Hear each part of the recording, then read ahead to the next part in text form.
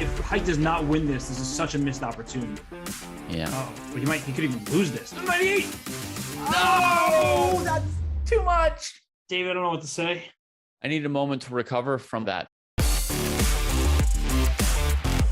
This couldn't be right. Oh, Whoa, Queen H1. I'm out. I'm gonna see y'all tomorrow. What a great move. And then Rook takes G3 back. And the Queen's trapped. That is one of the most amazing Queen traps I've seen. Wait, B5. Oh my gosh. He's losing a piece. And look at him. He looks away. He can't believe it. Oh my god. Nihal trying to give checks, but actually now the pawn is moving forward. The pawn cannot be stopped. Bishop d6. Oh, you win the time! He loses on time. What did we just witness? I think that White's position is about to collapse. Yeah, but he sacrifices again, but it's not a my sacrifice. God. It's a double attack.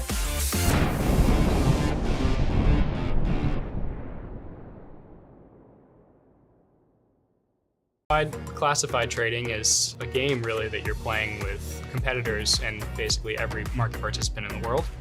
My path, I came in as a poker player, but I think that the main thing that everybody has in common is a sense of competitiveness and interest in gaming and strategy in general. Yes, you can actually use gaming skills for your career and for something to do on a day-to-day basis.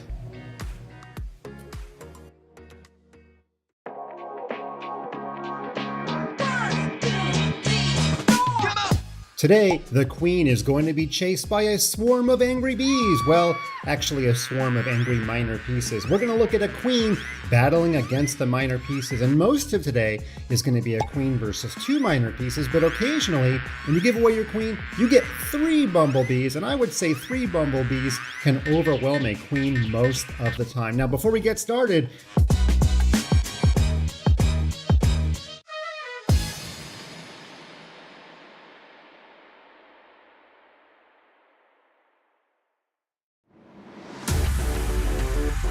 If Height does not win this is such a missed opportunity. Yeah. Oh, but he could even lose this. 98! No, that's too much. David, I don't know what to say. I need a moment to recover from that. This couldn't be right. Oh, Whoa, Queen H1. I'm out. I'm gonna see y'all tomorrow. What a great move. And then Rook takes G3 back. And the Queen's trapped. That is one of the most amazing Queen traps I've seen. Wait, B5. Oh my gosh. He's losing a piece. And look at him. He looks away. He can't believe it. Oh my god.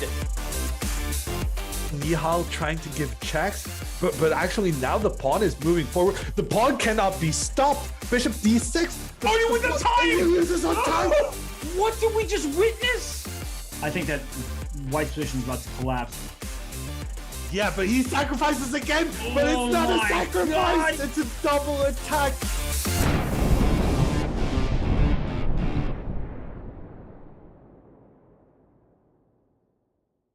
Classified trading is a game really that you're playing with competitors and basically every market participant in the world.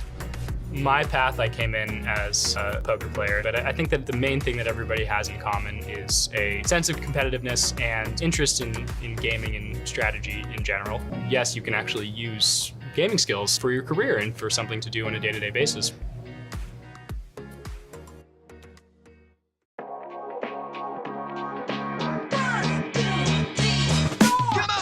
today, the queen is going to be chased by a swarm of angry bees. Well, actually a swarm of angry minor pieces. We're going to look at a queen. Hello everyone. Welcome to another JSCC match, this time involving Nihal Sarin against Christopher Yu in the quarterfinals of the JSCC. Christopher Yu, he defeated Pragnananda, who is now crushing the field in a major super tournament. And just before that tournament, Prag lost against Christopher Yu. So that's your introduction for Christopher Yu. The games are set to start any moment now. In fact, I think we have the kickoff, the 5+1 portion, and I'll soon be joined by my co-host. You're free to guess who my co-host is. The games have begun. Nihal Sarin starts with the white pieces. It's the 5+1 portion, 5 minutes plus 1 second increment. It lasts for 90 minutes.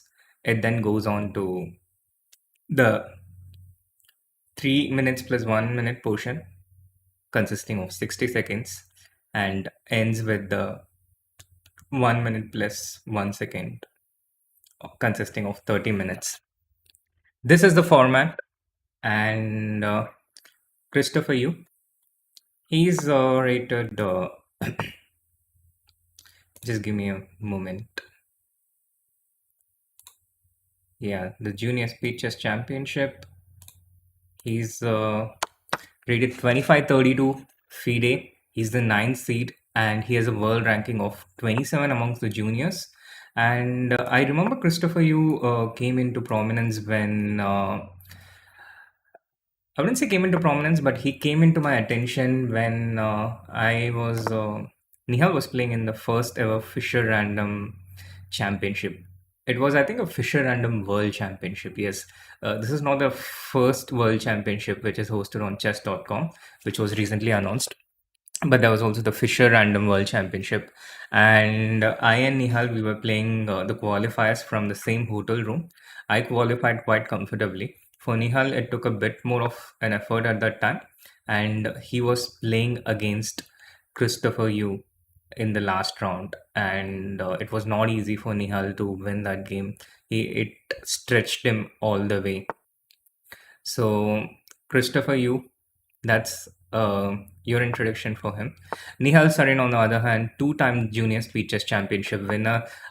He went all the way till the semi-finals of the Speed Chess Championship, the main event. In fact, I was looking forward to a Hikaru versus Nihal Speed Chess match. It didn't happen, but he's the Junior Speed Chess champion. He's literally the champion. He's won it 2 times. He's aiming for a hat-trick here. And this is a format which he owns and thoroughly enjoys. And he's crushed many strong players. Some of the best juniors in the world, like Haik, Marty Roshan, Alexei Sarana, and not just the juniors, but some of the best players in the world, like Alexander Grischuk, Richard Rapport, to name just 2 of them. So this is Nihal's formidable record in the Junior Speed Chess Championship. Christopher Yu, on the other hand, will be a worthy competitor for him in this match, or perhaps competitor is a bit of an understatement. Let's see how the match goes. The 5+1 portion. What are your initial predictions, chat? Who's got this one? The 5+1. And which format do you think Nihal is the biggest favorite to win in this match? Is it the 5+1, the 3+1, or the 1+1? It has been an interesting experience observing the Junior Speed Chess Championship during this week, the previous week. We had a couple of matches, Nihal against Aurania Ghosh in the quarterfinals. Nihal won that relatively comfortably, never looked in danger of losing, although he was not at his best. And on the other hand, we had the Arjun match against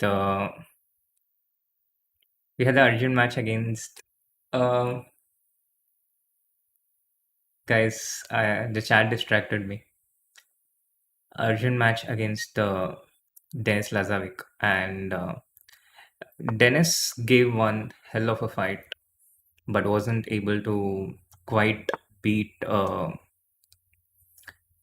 Arjun in the match. But he did take a 6-2 lead, and he stayed in lead for more than half the match. It's nice, Sente. It's nice. We will have a good deal of supporters for Christopher. We'll have a good deal of supporters for Nihal, of course, the majority. And I'm very curious to see how this match will go. But I think we are sure that this won't be a one-sided match. At least we can agree on that. So far, the position looks slightly better for white. There is this d5 isolated pawn. So white will look to exert pressure against that. With rook c3, the d3 knight is attacked. But what has caught my eye is the speed at which Nihal is playing. He's playing at a fantastic speed. He has got a nice opening where he feels it well, and the moves has flown naturally to him. Whereas Christopher has started a bit slower. And with queen into c3, there are threats like knight f5 in there. The position is completely fine, but right now white has this threat of knight f5, and the other threat is rook into d3 because there's no back rank checkmate. White always has knight f1. So queen c5 challenging the queen, probably queen to g4, knight comes to h5 potentially. Queen to g4, there is some tactics related to knight into f2, king into f2, queen c2 check, but white will always have rook d2 in those types of positions. So I think Nihal should go for queen g4 here and try and keep up the pressure, but that will come at a cost because black has such dominance on this side. This knight on d3 sitting deep into enemy's territory, very unpleasant for anyone to face. And apart from that, there is also the control of the c file for black, the queen coming into squares like c2, and this looks interesting in the sense that it's quite evenly competitive, and white has his triumphs, black has his triumphs, and it's I would say an equalish position. Unclear is the word I was looking for. Knight to f5, attacking the pawn on g7, threatening checkmate. Queen into d4, knight into d4. Nihal goes into the endgame. Now he's taken control of the c2 square, so black cannot enter the c2 square, and white has the threat of knight e7 check.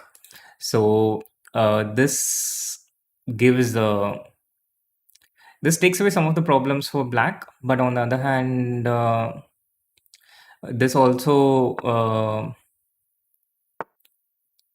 yeah, it takes away some of the problems for white, in fact, but not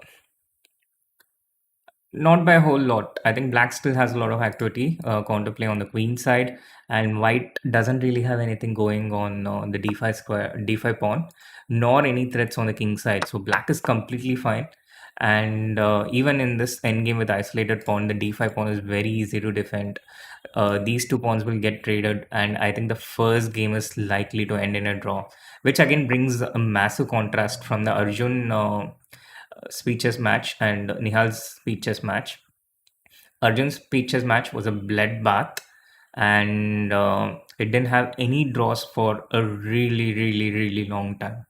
On the other hand, Nihal's speeches match involved a lot of draws in the Aroniak match as well, and this one is also seemingly quite solid, has a very solid start.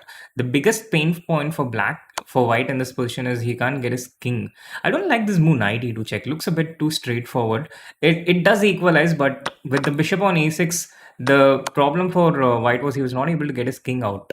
The bishop was covering the f1 square, and the white king was taking a while to get here. If king f2, there was knight d3 check.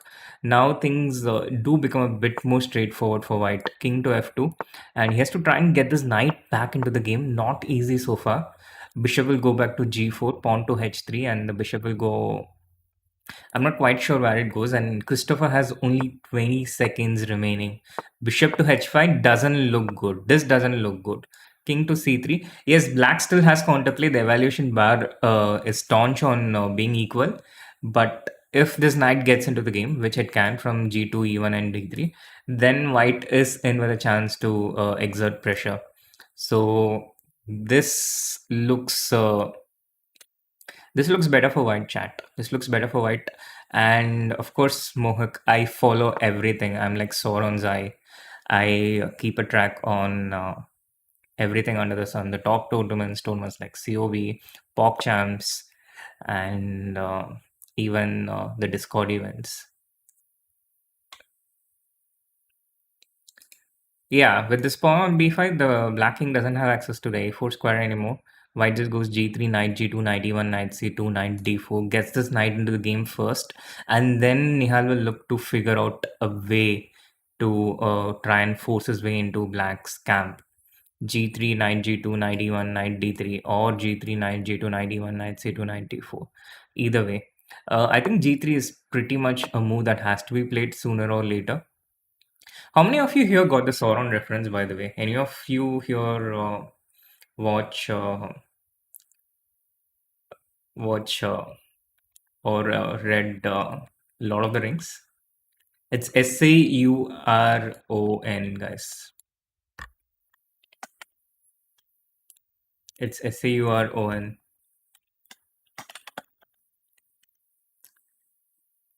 So Nihal thinking he's getting close to Christopher's time. I'm not quite sure why he hasn't played G3 yet. It was the most obvious move,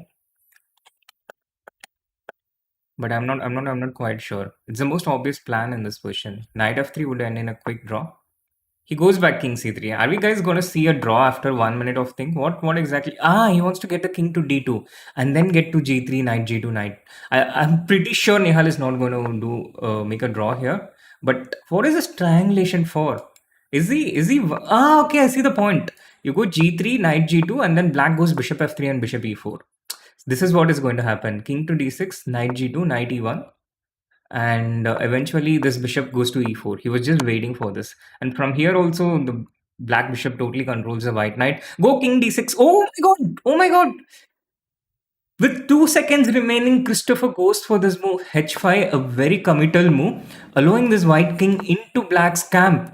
Now go knight d3, takes, and black will not have this extra pawn. King d4, king d6, white plays h4 and wins the game. h5 just lost the game there for Christopher Yu. h5 and instant punishment. Oh man, that was unfortunate for Christopher. He was playing that game so well. All he needed to do was not play that h5 and he was totally fine. He needed to have that one tempo when white played knight d3, bishop d3, king d3. In that position with the opposition, he needed to have that extra tempo with h5. He committed a bit too much and paid the price, and that's 1-0 for Nihal. Yes, Nihal Hopi chat.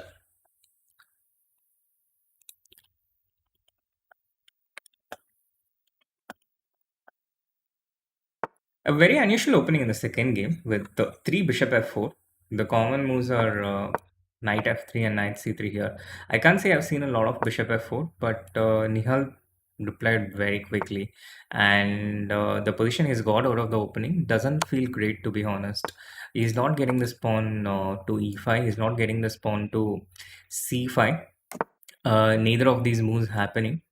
And without this break, it's very hard to develop this bishop on the queen side. This is again one of black's biggest pain points against the Catalan opening. It's very hard to develop these queen side pieces, and it's not going to be easy for black to develop this for the moment. You can go something like b6 and bishop b7, but usually the c6 knight is in the way. This is the problem. So he goes with the bishop to d7, but then how do you get this bishop out? How do you develop? Look at how nicely centralized white's pieces are, and black's pieces on the other hand, they're not developing as freely. They are not getting the pieces out there. That's a nice one, sure. It's like white isn't able to decide between London and Nimzo. Anshika, don't quote me from two different sources. Yes, in my story, Sauron is both. He's called as Sauron in his land, and he's called as the Baggins in the Shire. You know, like how people have different names across. Like Gandalf, he was called. I don't remember, but Aragon, for example, was known as Strider in different lands. The same way, yes, in my story, Sauron is also part of the Baggins family, and he's a good guy. It's a different Lord of the Rings, where the Discord part comes in. Nihal has managed to get rid of his problems though. He's managed to get his bishop out to e8, which is a typical strategic idea. When your bishop gets stuck on the queen side, you get the bishop to e8. On the other hand, on the queen side, you go c4, b4, or you have to be careful because you can drop one of these pawns if you advance them too much. But yeah, c4, a4, or c4, and maybe just don't go b4. You know, just keep the pawns on the light squares. I know it's a bit of a counterintuitive advice, keeping the pawns on the light squares when you have a light square bishop, but on the other hand, this position kind of demands it. And queen to d6, I would try to defend with king f8 if I can, just keeping the queen here. Something like rook c. No, you can't play rook c7. Queen h4 makes sense, yes, taking the queen away and getting counterplay. It's nice that the queen has this open space, and white cannot take rook into c5 yet, so he has to defend this bishop, maybe with something like f4. And now black goes c4, I guess. F4, c4, or yeah, f4 is one option. After f4, I'm not quite sure what black does, but it's really clear that Nihal is playing much faster than his opponent. Yeah, that's a really good sign for Nihal, because the scores are not being updated for the moment.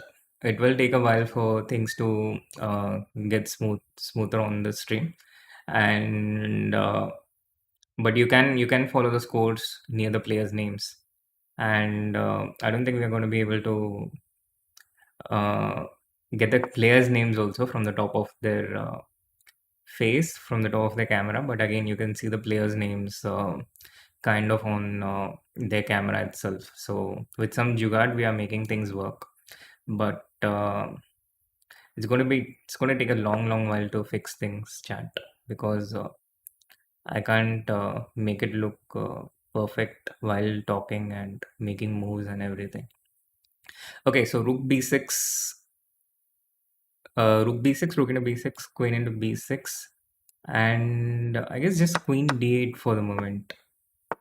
Yeah, queen d8, rook c7 or rook b8. That's one option. I would love to get this rook onto the d file. Doesn't seem possible. But on the other hand, having an extra pawn here is a definite advantage for the black pieces, which is why it's the computer shows a bit of a minus 0.9 advantage. It's better for black. There is an extra pawn on the queen side. White has an extra pawn on the king side, but these pawns are doubled, so he cannot create a passed pawn. And he is this pawn is also a big weakness. So right now the e5 pawn is attacked. With queen c7, Nihal also aims to get this rook to d8 in the future at some point. If not, the rook went to d1 and the c pawn advances. So Nihal looks set to go 2-0 up if he is able to convert this advantage, and there is a very good chance that he will. He has a time advantage. He has a very nice position. With queen d6, the b4 pawn is attacked. So if you go c3, white takes queen into b4. That's his threat. Nihal has to decide between whether he wants to take queen into d6 or try and keep the queens with something like queen b8. Yeah, he goes for queen into d6, allowing into d6, and blocks that pawn with the bishop on d7. There is a massive difference between the passed pawn that black is set to create on the c file and that which white has created on the d file. The pawn on d6 is it looks dangerous, but it's kind of alone. So f6, e5, the king gets to e6. Maybe you want to be careful with some bishop d5 check.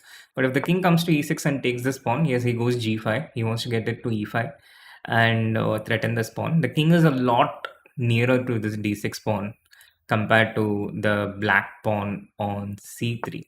And with that, chat, I have a really heartwarming text message which I just received, and hoping to have our beloved co-host pretty soon here.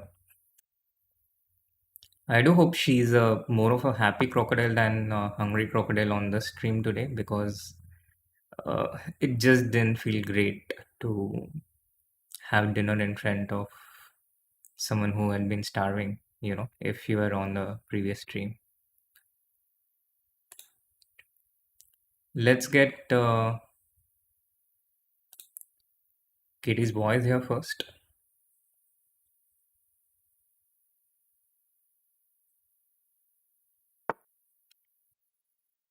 Yeah, C3 on the board takes, and not yet, Anshika.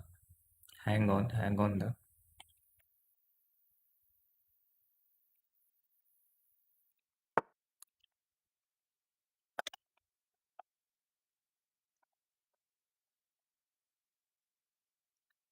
Yeah, G5, G3. White is stopping black from getting the king to E5, and the king is also not having access to the E6 point. This is what is happening right now. If white plays something like E5, then sorry, if black plays something like E5, then it looks a bit tricky for white, to be honest. What if black plays E5? You can go something like bishop G4, but E5, bishop G4. Maybe black can even just take and take on F4 first, king E6. It's a long variation, but black gets better in the end. If you can just trust me on that. So E5 played. The king is set to get to E6. What Christopher wants is bishop G4 check, king into D6, rook D1 check, and this D7 bishop kind of falls with a check. So king E6 is a problem. So Nihal doesn't go with king E6 directly, but starts with the rook C4. And now the E4 pawn is attacked.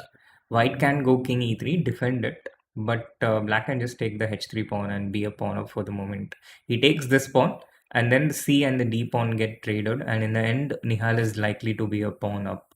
So white is under pressure here. Black hasn't yet equalized. Meanwhile,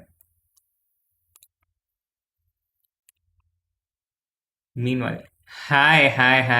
Hello, Katie. Good to have you back. Hello. Sorry for being late. I stuck in the traffic, just getting home. And I'm so much looking forward to see this match 3. What's going on? Just give me a moment, Katie, and humor the chat while I bring you on the stream. Right, all right. Oh, chat can hear me. Yes, the chat can hear you. The chat can Okay. always hear you. Hello. You guys thought that I would miss this, and I would leave Shri alone here, but no, that's not gonna happen. Thankfully, that's not going to happen. No. Well, it's only one game, Shri, right? They have just played one game, as I can see. This is the second one, and this match is very interesting for me because I saw the games of Nihal. We were together analyzing this, and then also the Christopher's names, how he played against Prague. That was so interesting. Hello, everyone. You can see the stream. Yeah, I can see. Perfect. Good to have you. Welcome, Katie. Thank you, Sri. Yeah, this is very exciting a match. As I said, what's our predictions? I just joined the YouTube. Hello, guys, and I really wonder what our chat predicts. I'm sure they predict that Nihal will win. Give me some updates, Sri. It depends, Katie. It depends on who you are, and it's not so totally one-sided because, for example, Sente is supporting Christopher. Oh yes, I forgot that. Sente. Sente should support his countryman. Absolutely.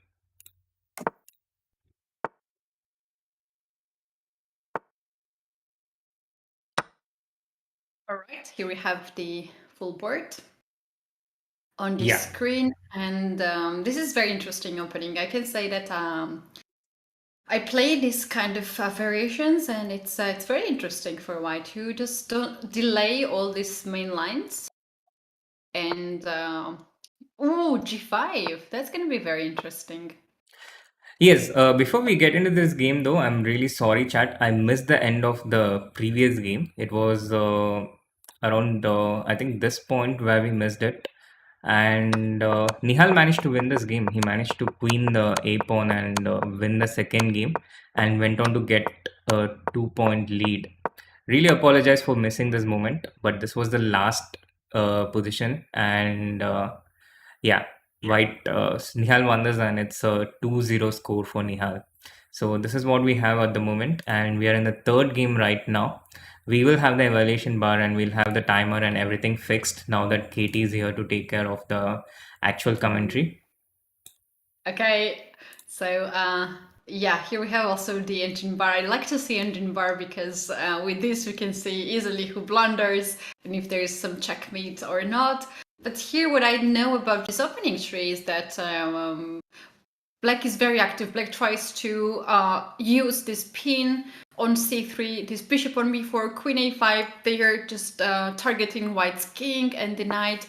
There is some lines also where black knight gets on e4. So for this reason here, Nihal played bishop to d3. So he's ready. If knight goes on e4, he might take the knight by the bishop. So here we have bishop to g4, 3.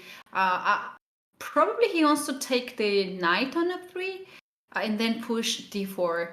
So that's will be very interesting position for black. But I think that's the time when Nihal has to make very important decisions, and he goes knight to e5. So if knight takes c5, then bishop takes c5, and bishop controls d4 square. If you push d4, then knight takes 6 intermediate move, and then take. So I'm really looking forward to see Christopher's move here. What is his choice? Yeah, I'm looking forward to it too.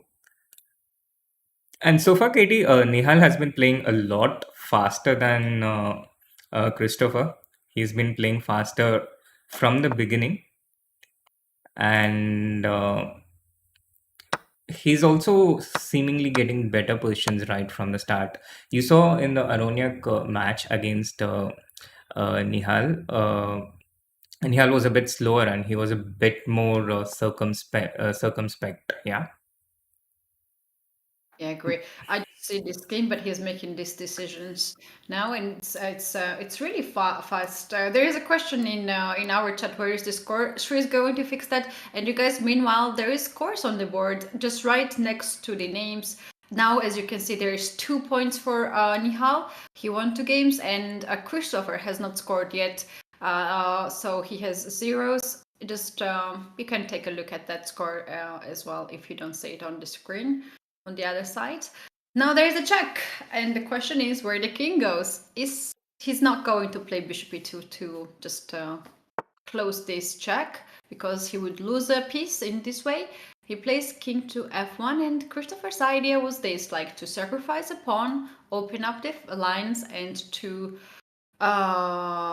make sure that there will be no castle. And by this no castle tree, he also has this rook h1 stuck there. So Nihal might think of some moves like h3, h4 somewhere, and just to have this rook here. In some positions we also do like this, right? Just to have rook on h-file with black as well and open up the h-file. So yeah, and I think it's really useful that Nihal can do this, because one of his biggest pain points that he cannot castle is that he's not able to get this rook developed, and this is like the biggest problem. And here it can get solved easily with something like h3 or h4, and this solves White's problem because he has everything developed. He has 2 pawns more. He has everything developed. He has a dark square bishop. These bishops are going to help get the initiative against Black's king. The squares h7 and h8 controlled by White's bishops, White's pieces. And it's a terrible position for Black, to be honest. Yeah, I don't. It might be compensation for 1 pawn, but there's also second pawn on the board extra for White, and for your king's development, for safety for this king, you can sacrifice back 1 pawn and still have extra another pawn. But h takes g5 is actually a serious threat now, as White can start to attack the king side. White can also think to bring the queen somewhere on this diagonal and pair up with the bishop and create the danger on the light squares. So yeah, Christopher has to think here. He's down to 2 minutes. And then there is some time difference too. And Shri, as I can see, Nihal is playing from the hotel room. Do you think they have changed already this city, or they are still in the same city? Not entirely sure, but I think he must have changed the city. As far as I know, also this was a question in the chat if Nihal is playing anything in between this and the Sharjah Masters in OTB, and yes, he's playing this. He's playing a couple of games in the Bundesliga. So yeah, I think he was in Spain the previous time, and now he's in Germany. Wow, he's traveling fast then. Oh, the boat froze again. Yeah, we like frozen boats. Sorry again, chat. I don't. Yeah. Yeah. Yeah, earlier there was a question if if you can explain why Bishop e2 was a blunder. Bishop e2, we said that Bishop e2 would be just losing a piece because you guys, when there are too many pieces attacking one piece, you can just get rid of one defender, and there was Bishop takes c3 in that position, if you still remember. And then e2 Bishop was without any defender piece, so Nihal was pretty much forced to play king to f1, and now we have this situation where he's going to double the rooks on h-file. That's a very interesting idea. Absolutely, but is there something wrong here, Katie? The computer bar, it just went down from +2 to plus 0.00. There was something beautiful out here, which I didn't spot initially, but I spotted after I turned on the help from Stockfish. Black to play. Black has something spectacular here. Yes. I would say knight g3, but that's not spectacular move. So what's that, Sri? It's rook to e2 check, Katie. Wow. How do I make the moves here? Rook e2. We'll get back to this chat in the break between this game and the opening of the next game. But rook e2 check, amazing move, best by both the players. It would have been the move of the tournament if Christopher saw that and pulled it off, but he was not able to do that, and neither did Nihal. And that's a missed opportunity. And now White wants to just play g4, rook h6 check and checkmate. This queen is coming to d3, so it looks set for Nihal to take a hat trick to score 3-0. Mm-hmm. Did you expect that, Katie? It can happen. Look at his rooks and the king on g6, and this bishop d6 was so freely played by Nihal, and now queen d3 sacrificed a piece. And you know what he wants? He just pins this knight. He knows that any time he can get this knight back with a g4 because it's pinned. And there's also checkmate now in one move, rook h6. I don't know how to avoid that checkmate. Queen f8 is a move, but then rook h8 still wins a queen for two rooks, and here we have a resignation. Wow! And it's 3-0 for Nihal. Wow. It's 3-0 for Nihal. What an amazing score, Katie. Shri, to be honest, this is incredible result. I could not imagine this could go in this way because I know Christopher. He's one of the chess kids, and I have seen many of his games, and he's incredible. He is like a grandmaster, calculating so well, and he's so sharp. And do you remember this match with Prague? It was so interesting and so close. I think none of the side ever had 3 points advantage like it happens now. Yes, absolutely. I do remember the match against Prague, and I was just telling the chat before the match that, Prague had this match in JSCC. He went on to lose that match against Christopher, and then just after that, he went on to defeat some of the best players in the world. And that was my introduction to Christopher Yu, you don't need to say anything further. He defeated Prague, who then went on to defeat the best players in the world. And right now, Nihal is leading this match 3-0, which I think really shows how amazing Nihal is in this particular format. He's just a beast in this format. Like, how Hikaru is. There are a bunch of these players at 2700, 2750, 2800. Not a lot on 2800, but yes, in the other rating ranges. But it was it is Hikaru who keeps winning the speed chess championship. It's like his format, his den. And similar way, Nihal is kind of making the junior speed chess championship his match. I'm wondering if they should rename this as the Nihal Cup.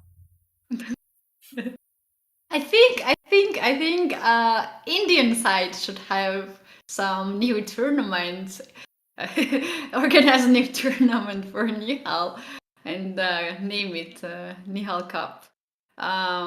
Yeah, there is a difference between these two players, Shri, in terms of the experience. Nihal has been playing over the board chess against super strong grandmasters for years and years, and Christopher is younger. He doesn't have that much of experience, right, of playing a lot of tournaments like Nihal. And this can be very, very, very good chance for him to compete at this tournament. Yes, it's true. Nihal has had a bit more experience. And what is the age difference between them, Keti? I'm gonna check right now. I don't exactly know Christopher's age, but I remember him. He's very young. He's very young because I remember him from Chess Kid events. Create.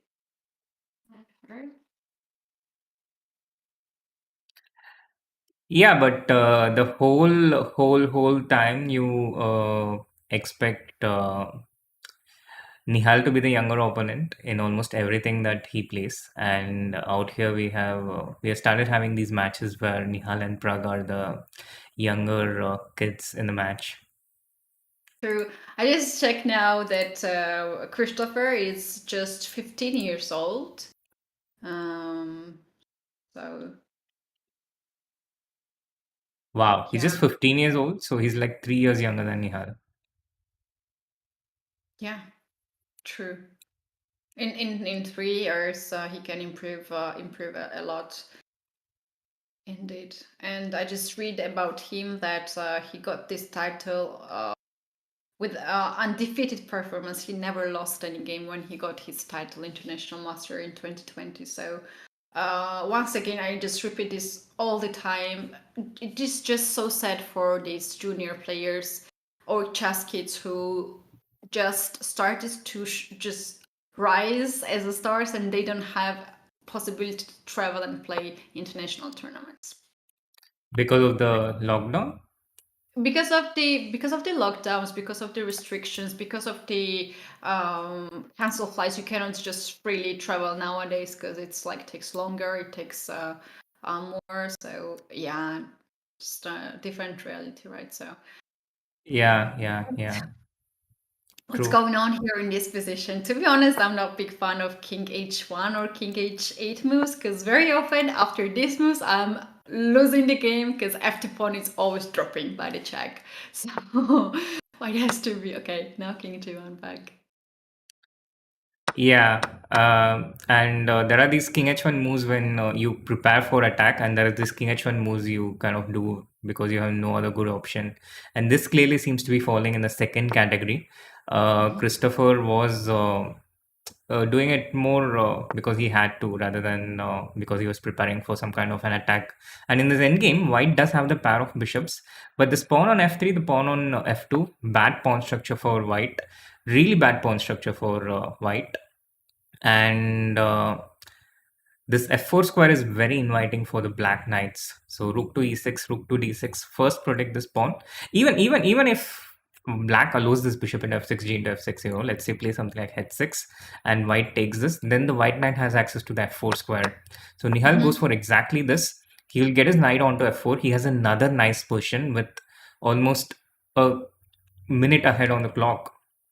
Yeah, he's going on the way. And Sri, very often we say that the bishop is better piece than a knight when we have two side pawn structures. And here we have two side pawn structures, right? Both pawns, 3 pawns on the king side, 3 pawns on the queen side. But just because there is an outpost on f4 square for the knight, where it can attack the h3 pawn and control a lot of space there, it makes just better piece. And if white managed to get the bishop on f5, it does not really attacks anything, right? It's just a good square to be. So for this reason, I think in this position, this knight is just way better piece. Yes, absolutely. It's just the way better piece. Bishop d3 trying to attack this knight, but black just doesn't bother. He goes knight f4. Rook e7, knight e6, and the rook is actually trapped, Keti. Nihal was setting this up. He was exactly setting this up, and now king f8, rook d7 going into this endgame with knight d4. Black will win at least a pawn in that endgame. So this looks terrible for Christopher, and he seems like he's spiraling towards a 4-0 deficit. Wow. Nihal is thinking whether he wants to just go into the simple position with king f8, force the trade of the rooks and win a pawn, or is there anything better out here? Is there anything stronger for black out here? Ashra, if you play c6 to cut this diagonal and attack the bishop, it looks good move, but then b7 pawn will be unprotected. So then you have to protect this pawn. So there makes no sense to play any other move, but just to take the pawn on the queen side and then try to use this advantage, material advantage. Yes, but it's still a fantastic option for black. He has one extra pawn, and it's also very easy to create a passed pawn with this 3 versus 2 structure. It's very hard for white to find some counterplay on the other side to threaten black's pawns.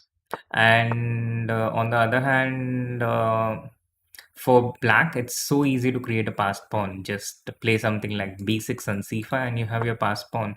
So it looks pretty one-sided to me, this game as well, this endgame as well. The computer shows only -1, but I think the practical advantage is a lot bigger here for black. Yeah, it can be bigger in 3. Usually in these positions, we're creating the passed pawn on the queen side, and then when white's forces are focused on the queen side, then we are just tipping on the king side and getting all these pawns.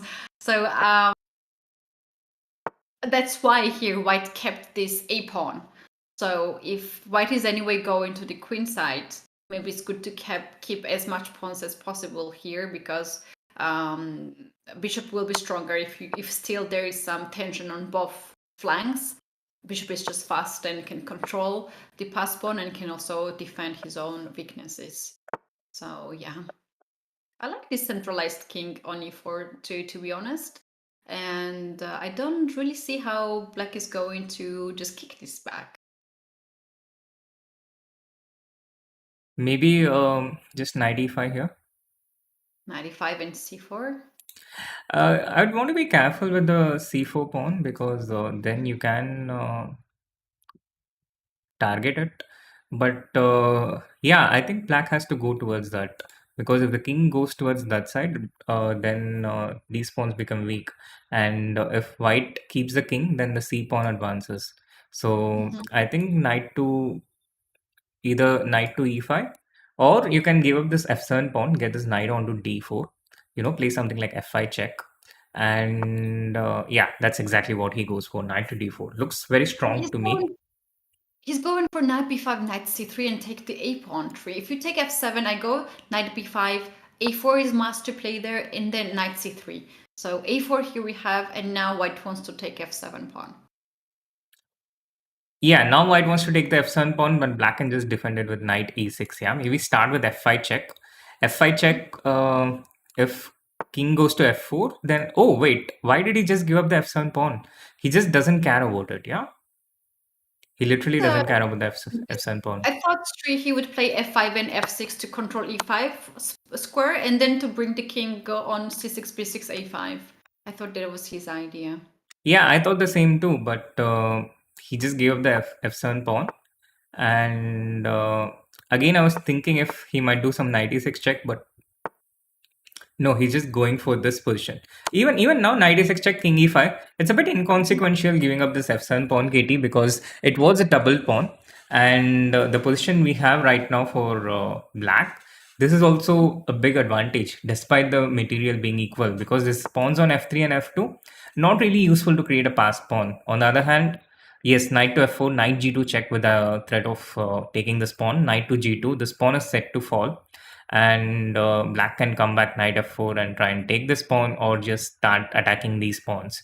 Either way, this looks really weak for white. Nihal must also be thinking about king d4 and advancing the c pawn and then taking these pawns. So he has two assets. One, the c passed pawn, and second, the weak pawns of white on the other side. So this looks completely winning for black. It does, and in case if they trade knight and the bishop, the pawn endgame with c pawn, this seems like you have an extra pawn with black. So in the pawn endgame, black is clearly winning, and white will not have any chance. So that's why white did not trade the bishop for the knight, and he kept the bishop still on the board. Black is going to now take all the pawns on the king side. Yes, all the pawns on the king side, and I was also observing how Nihal was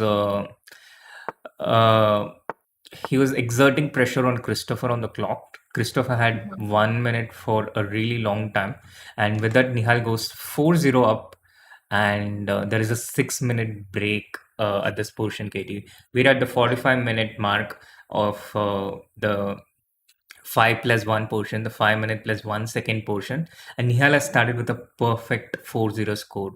This will go on for the next 45 minutes. It's a 90-minute segment, after which we have a 60-minute 3 minutes plus 1 second segment, ending with the 1 minute plus 1 second portion. Nihal has a whitewash so far. He's scored 4-0, but on the other hand, we saw a similar lead in the Arjun Aronyak match. And Aronyak, sorry, not Aronyak, Arjun Dennis. Yes. Yes, we remember that.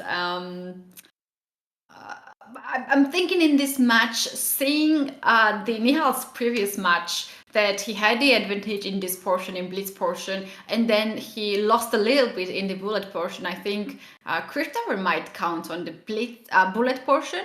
And now we can see him. He didn't left the computer, right? He's here. Nihal just left and probably resting a little bit. What do you think about this situation that Christopher stayed and tries to figure it out what opening should he play, or what to be changed, because he has 0 points. He needs to start to scoring the points now. Yes, he needs to start scoring the points, and he must be already in some kind of a tilt. But I think the break will certainly help try and get over the tilt here, try and get things back under control. So I think he just needs that one win to change the momentum, and he can be back into the game. Yeah. So yeah. 4-0 up for Nihal. We are in the halfway of the 5-minute plus 1 second segment. Chat, do hit that like button, subscribe to the channel if you haven't, and we'll be back after a short break as soon as the games begin. If White does not win this is such a missed opportunity. Yeah. Oh, well, he could even lose this. 98! No, that's too much. David, I don't know what to say. I need a moment to recover from that. This couldn't be right. Oh, Whoa, Queen H1. I'm out. I'm gonna see y'all tomorrow. What a great move. And then Rook takes G3 back, and the queen's trapped. That is one of the most amazing queen traps I've seen. Wait, B5. Oh my gosh. He's losing a piece. And look at him. He looks away. He can't believe it. Oh my god. Nihal trying to give checks, but actually now the pawn is moving forward. The pawn cannot be stopped. Bishop d6. Oh, you win the time! He loses on time. What did we just witness? I think that White's position is about to collapse. Yeah, but he sacrifices again, but it's not a my sacrifice. God. It's a double attack.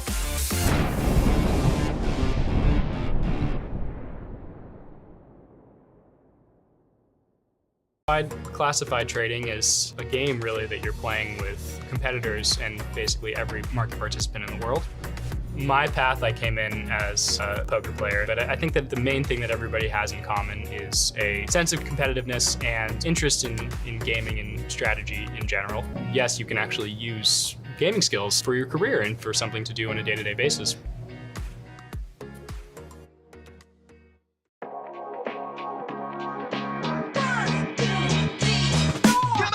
Today, the queen is going to be chased by a swarm of angry bees. Well, actually a swarm of angry minor pieces. We're going to look at a queen battling against the minor pieces, and most of today is going to be a queen versus two minor pieces, but occasionally, when you give away your queen, you get 3 bumblebees, and I would say 3 bumblebees can overwhelm a queen most of the time. Now, before we get started,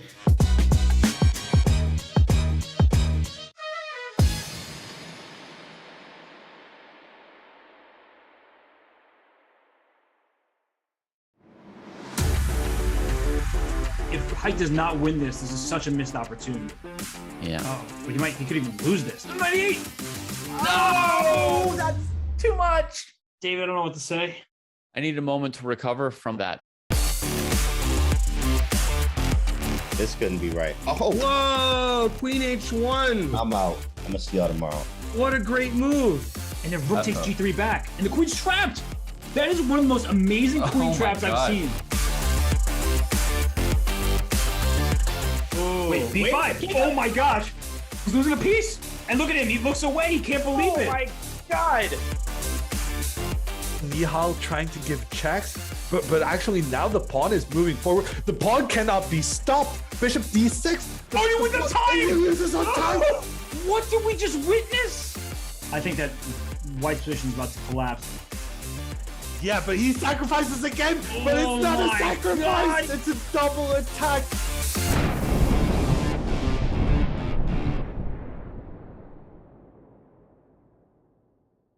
I'd classify trading as a game really that you're playing with competitors and basically every market participant in the world. My path, I came in as a poker player, but I think that the main thing that everybody has in common is a sense of competitiveness and interest in gaming and strategy in general. Yes, you can actually use gaming skills for your career and for something to do on a day-to-day basis.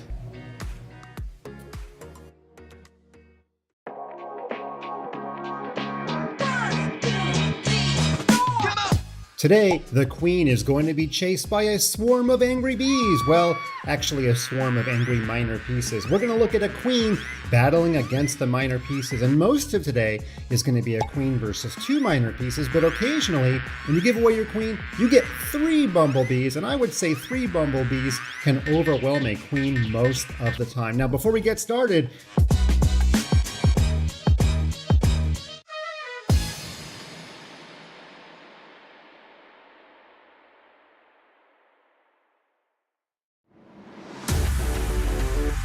if Height does not win this is such a missed opportunity.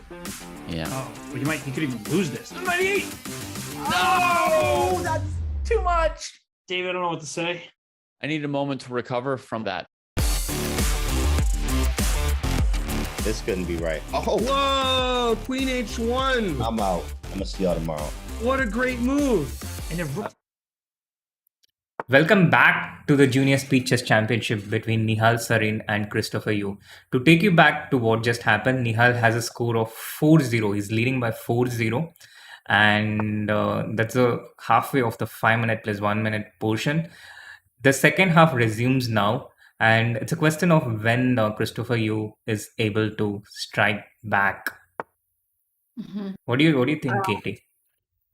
Sri, I think our screen is froze a bit. The time is not going, but it's time. It's time now for Christopher to score a point, because if it's more than 4 points difference advantage for Nihal, then it will be really, really hard for Christopher to come back, even in the other portion. So, and also for self-confidence, we saw that Christopher didn't left the computer because he seems to be under some pressure because of the score, and he's now trying to play King's Indian opening, which is known to be quite sharp, and it's not one side game, right? So I think that's why he was just using his time, his break to think where he had problems, which opening was not working for him, and he just came up with this idea to go for King's Indian,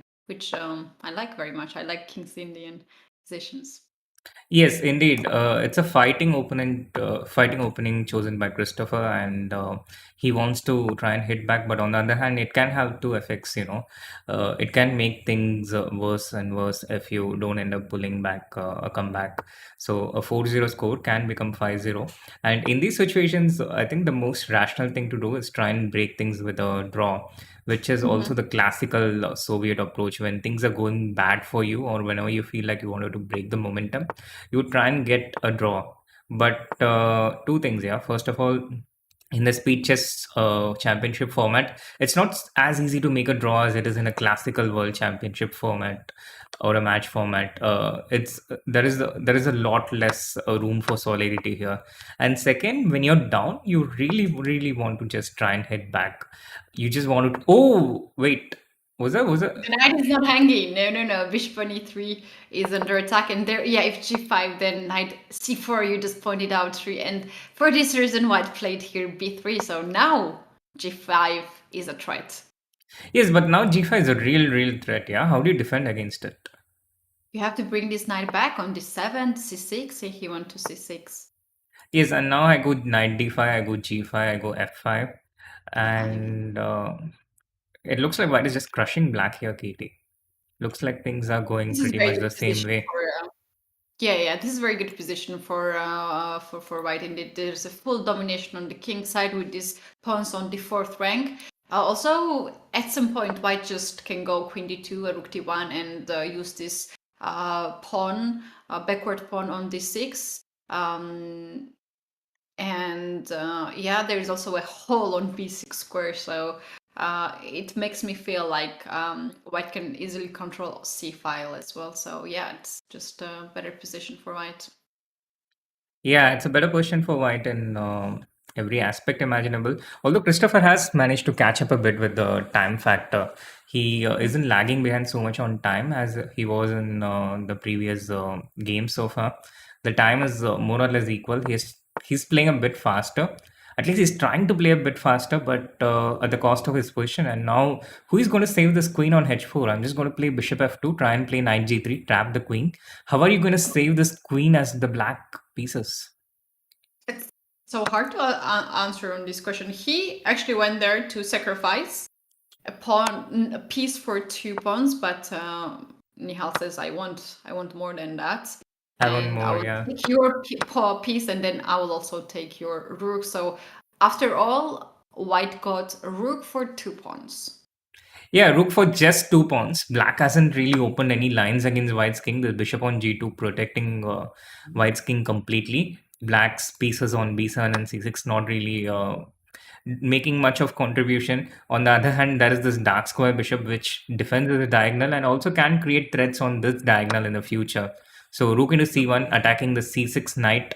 The b7 bishop is also vulnerable pretty soon. Threats like queen d7 in the air, bishop d4 check, queen e5, all these moves coming in.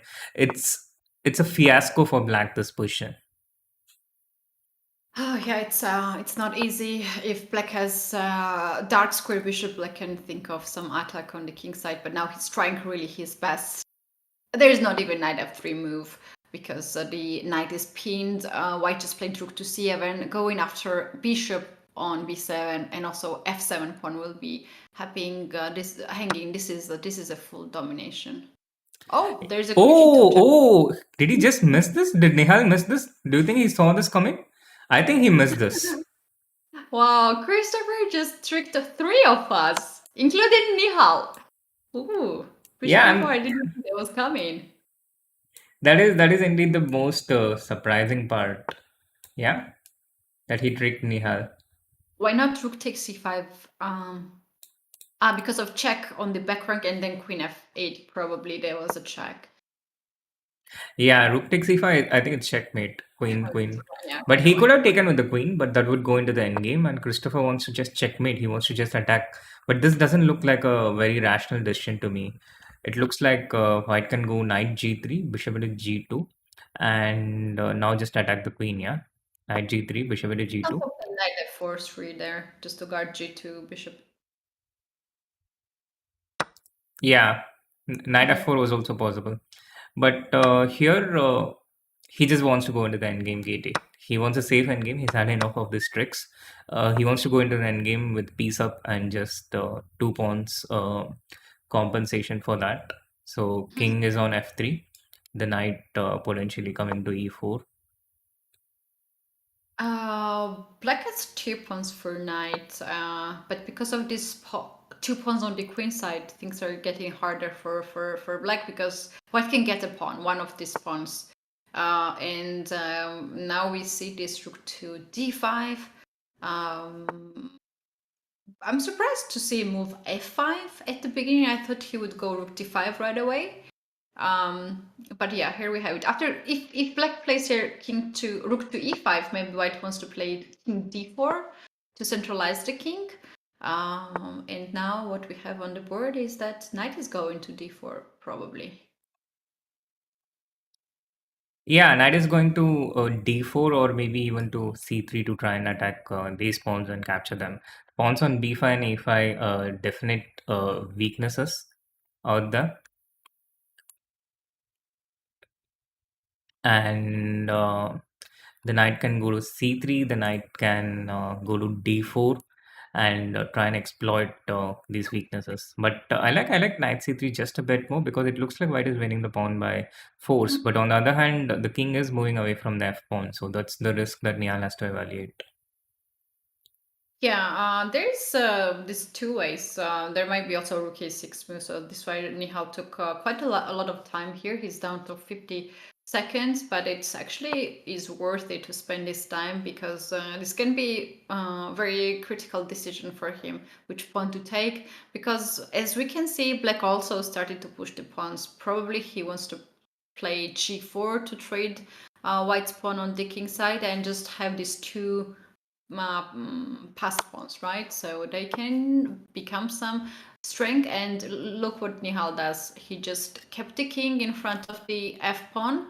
The king will control everything on the king side, and white's rook and the knight will get at least one pawn on the queen side.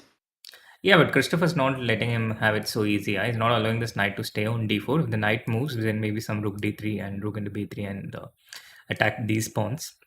The more pawns that get traded, the more closer black is towards the draw. So Nihal is having some real trouble, and for the first time in the match, Nihal is the one who's down on time. He's the one who has less time, and Christopher is not under the kind of pressure that he usually is. So what has changed in the break is that Christopher is playing a lot more freely. He's playing with a lot more have nothing to lose attitude.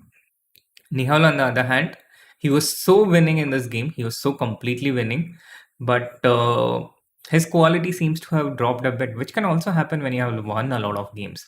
When you lose a lot of games, yes, it does batter your confidence. But sometimes when you win a lot of games, then also you get into a false sense of security, and that can also bring down your playing level a bit. That's what seems to have happened. I agree with that. You just relax a little bit when you win too much of the games. Srini, in the chat, I see the comment that age is just a number in chess, which I partially agree. Age is just a number in chess in our age, but in their age, where they are still juniors. And I believe that 1 to 3 years difference means you have more experience than your opponent. So it matters. At their age, it matters because we can see that Nihal has more experience of playing chess. Yes, it matters a lot when you're younger. I think it's similar. It's similar with a lot of things. For example, with money, when past a certain threshold, it doesn't matter a lot who has more. But when you have very little to spend, each penny makes a lot of difference. So when the number is smaller, it becomes a lot more valuable. And it's the same with experience. When you have like 20 years of experience, maybe 21 doesn't make such a big difference. But when you have only like 5 years of experience, then between 3 and 5, there's a massive difference. Agree 100% about experience, about money. About these two things is a perfect explanation, Sri. Thank you, Katie. It looks like Christopher might draw this game, yeah, because this h3 pawn is going to keep the white king from moving too far. And now rook b2, and it's a draw. It's a draw, Katie. So Christopher has managed to get his first point in this match. He has stopped the bleeding. He has managed to get some respite, and I think this is a very important event in this match, Katie. It's very important for Christopher to try and stem the flow. Yeah, this was so important draw for Christopher to make.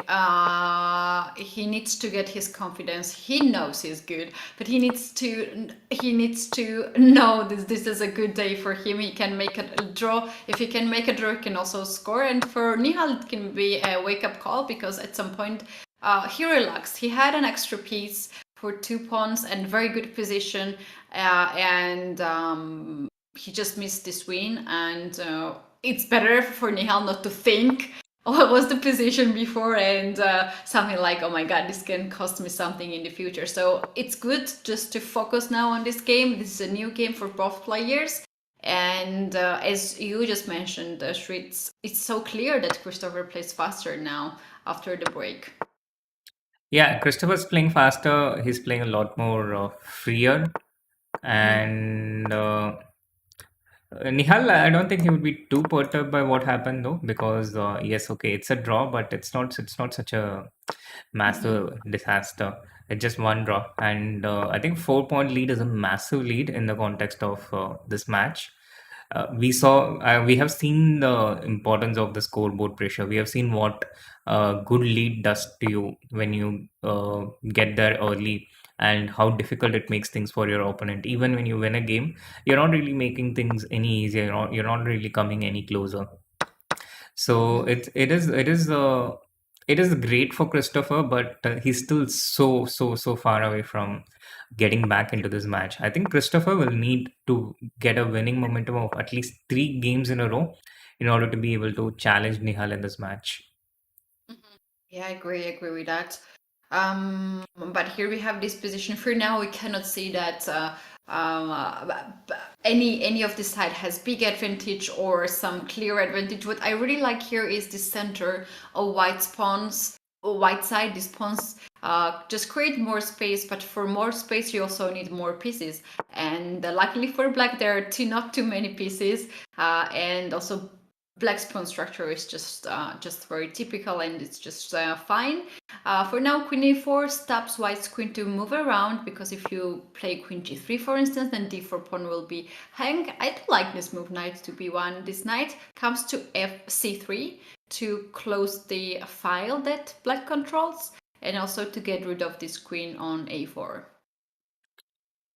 Yes, and to just have a better position in general, yeah, and you have to be careful with something like queen b3 here, which looks really tempting. But if you play queen b3, it looks like black runs into some tactical problems. Not sure if it loses instantly, but at least it creates problems. It's the kind of move I would make on a Title Tuesday game and feel bad about missing my opponent's move. Queen b3 runs into e5. Yeah, it runs to e5. There's also a very interesting continuation. Queen d5. You can just pair up this queen and the bishop and attack g2 square. And white will obviously play f3 there, not to have this checkmate. And knight is hanging. And when this knight leaves, then white plays knight to c3. And this queen in the middle of the center might be just stacked. It will not be lost because there's a5 square, but it's just so uncomfortably stands. Yeah, maybe it's just too much to go for. Yeah, but Nihal kind of he just eliminates all such possibilities. Yeah, just goes e5. White doesn't get any more e5. Knight c3. Now black can go queen b3. So he probably also calculated the same variation, and he stops it. He nips it in the bud. Queen b3, queen to e2. And now I guess yeah, just drop back to e6. It's a pretty equal and boring position, to be honest, Katie.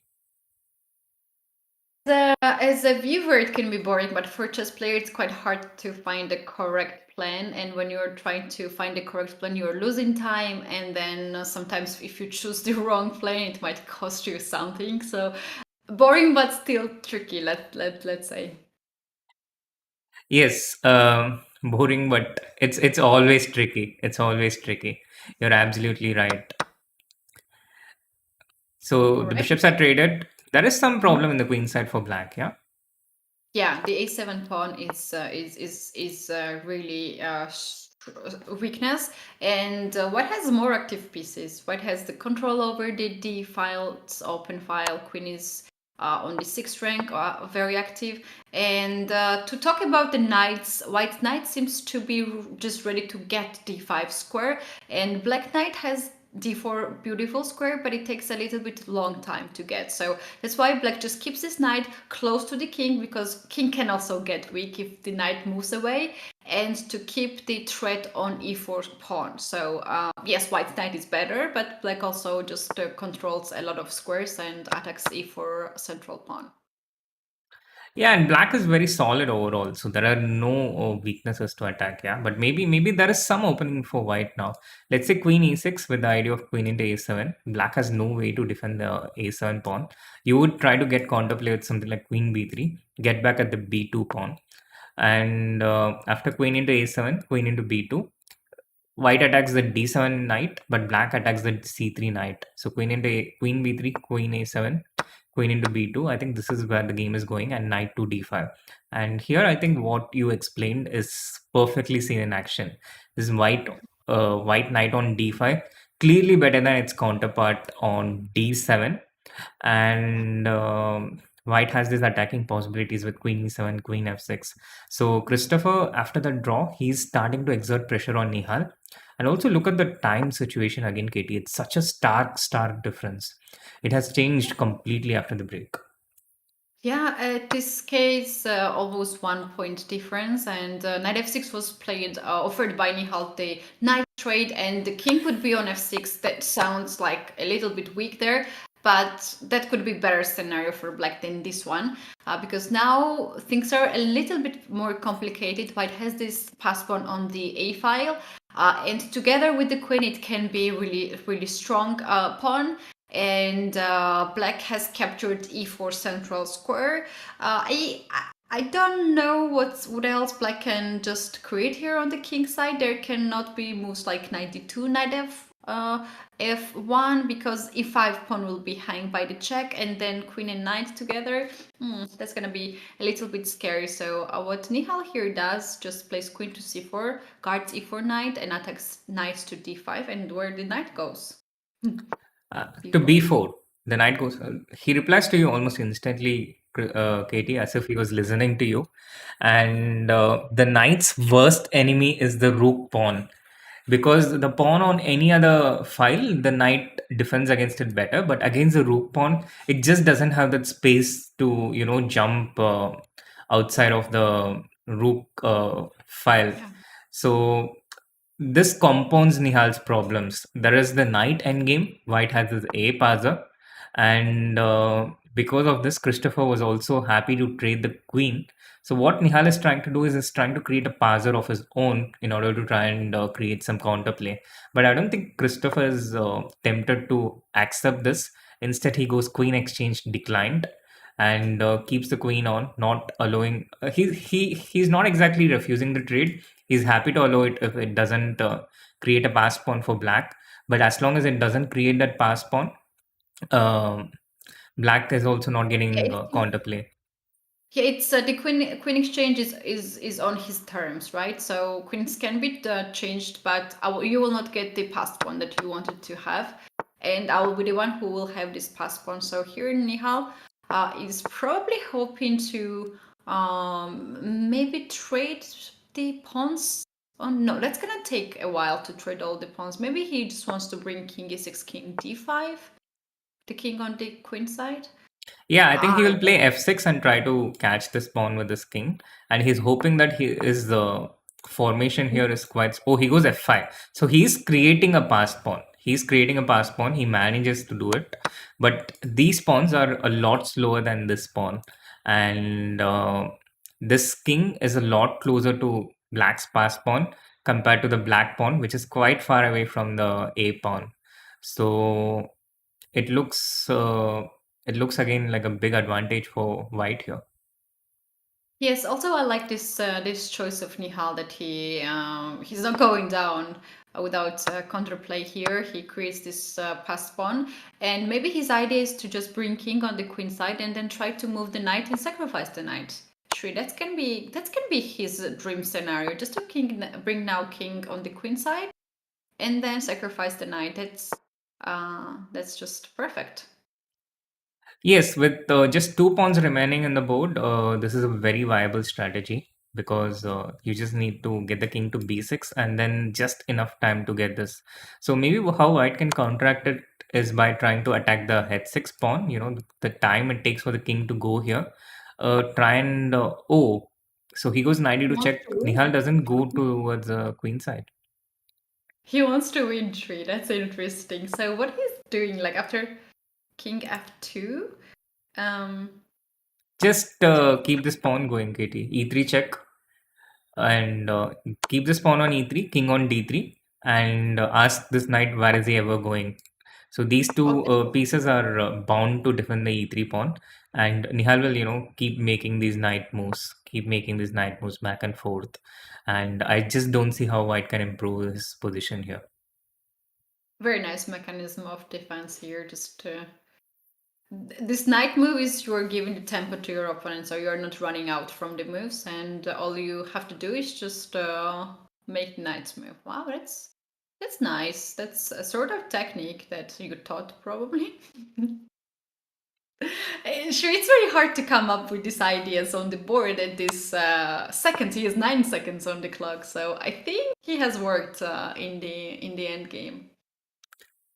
Yeah, I think it's just his intuition. Yes, he has worked on the end game. He probably knows this setup, but it's also a bit of an intuitive thing from Nihal. He's very good at finding these kind of things really fast.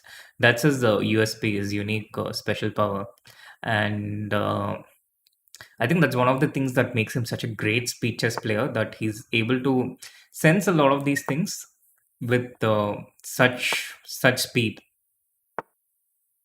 Shri, my intuition very only says, "Oh my god, oh my god, I'm losing."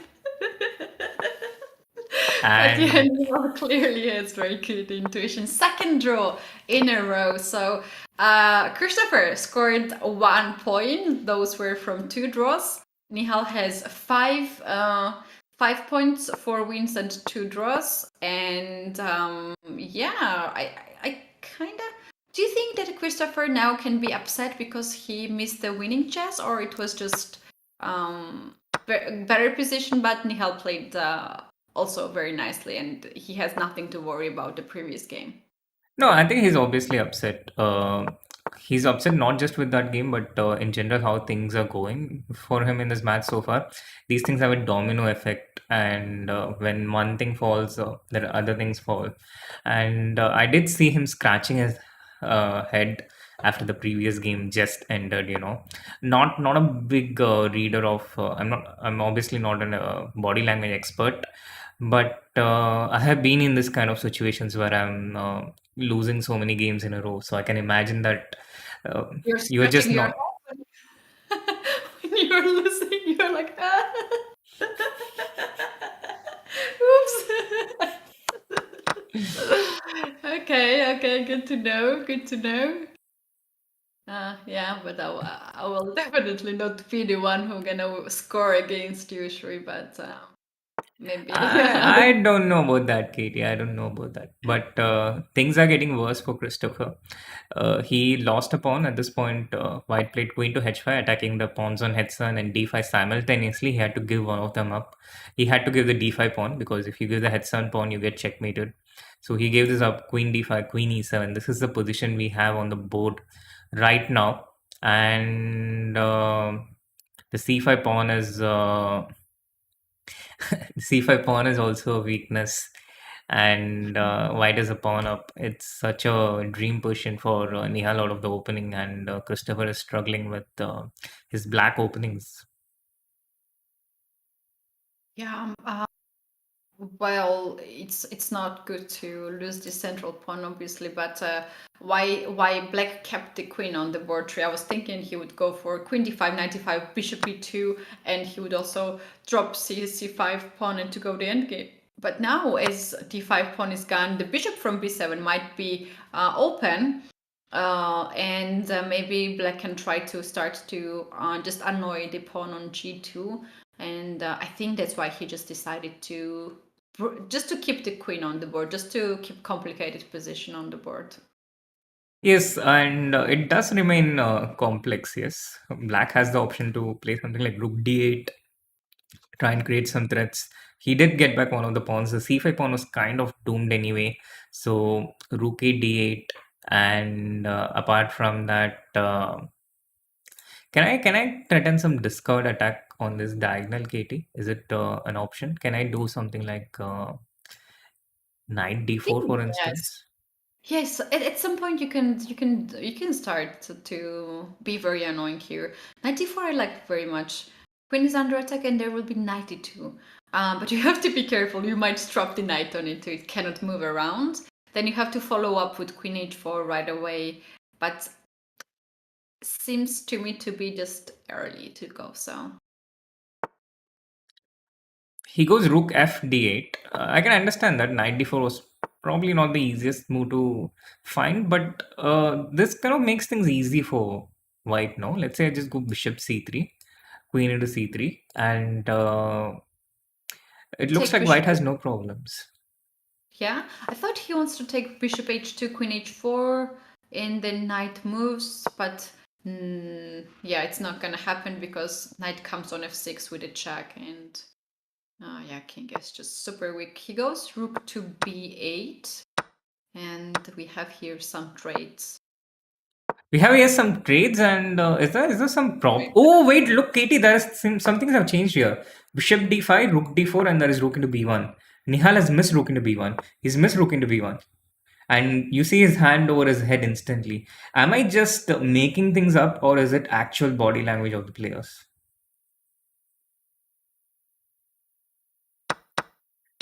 Does your hand go to your head when you miss something? Or oh wait, now Christopher has his hand on his head, so maybe it just they're just itching. They're just feeling an itch on their head. Maybe. So funny, maybe. I don't think they are like. It's not even his move. I don't know, Shri, to be honest. Body language can say a lot, and I'm so happy that we have this opportunity to see the players, to have the cameras, because we can see a lot, and now we can see that Nihal is calculating the variations now, but he doesn't seem to be happy here, and Christopher is moving around a lot. I think the way why he's moving around, he can't wait to win the game. He knows he's better now. He has two pieces against Rook, and he feels this is his chance to win his first game. And yeah, sometimes I'm moving a lot when I cannot wait to win the game as well. I understand. But that was pretty interesting to observe, and again, it looks like White had an advantage in this game, but he just doesn't make full use of it. That was also the case in the last two games.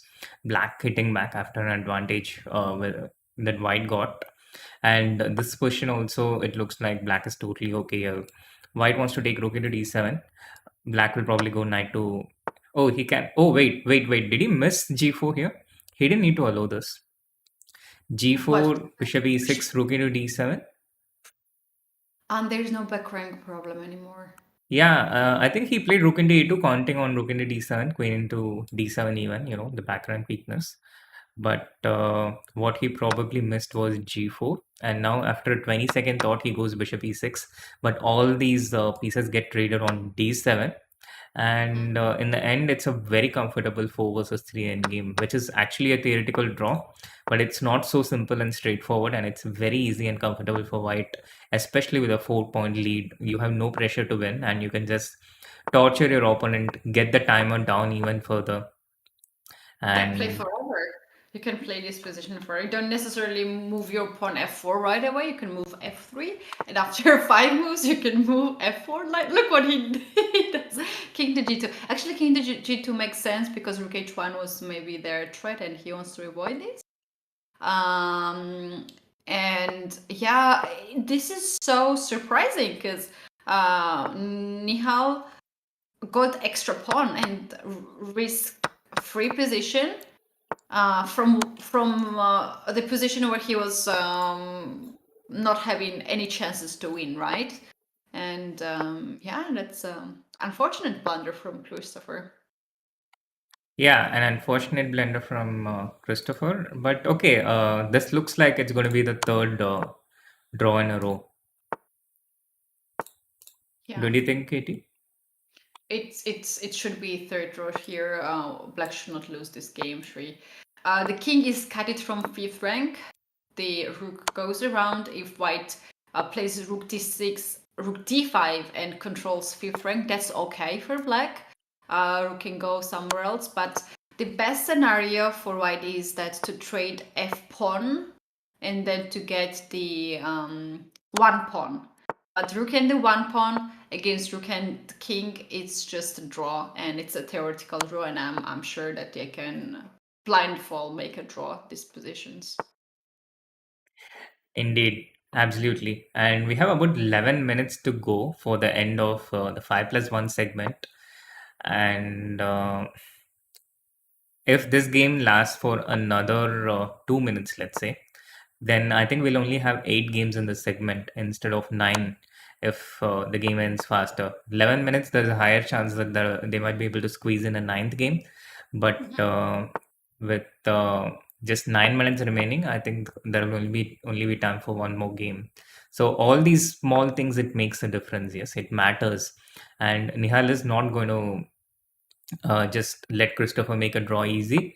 And also in the Speed Chess Championship format, when you're defending such an endgame, let's say it's a classical game in an open tournament, then I'm just happy to defend with black. I have all the patience in the world.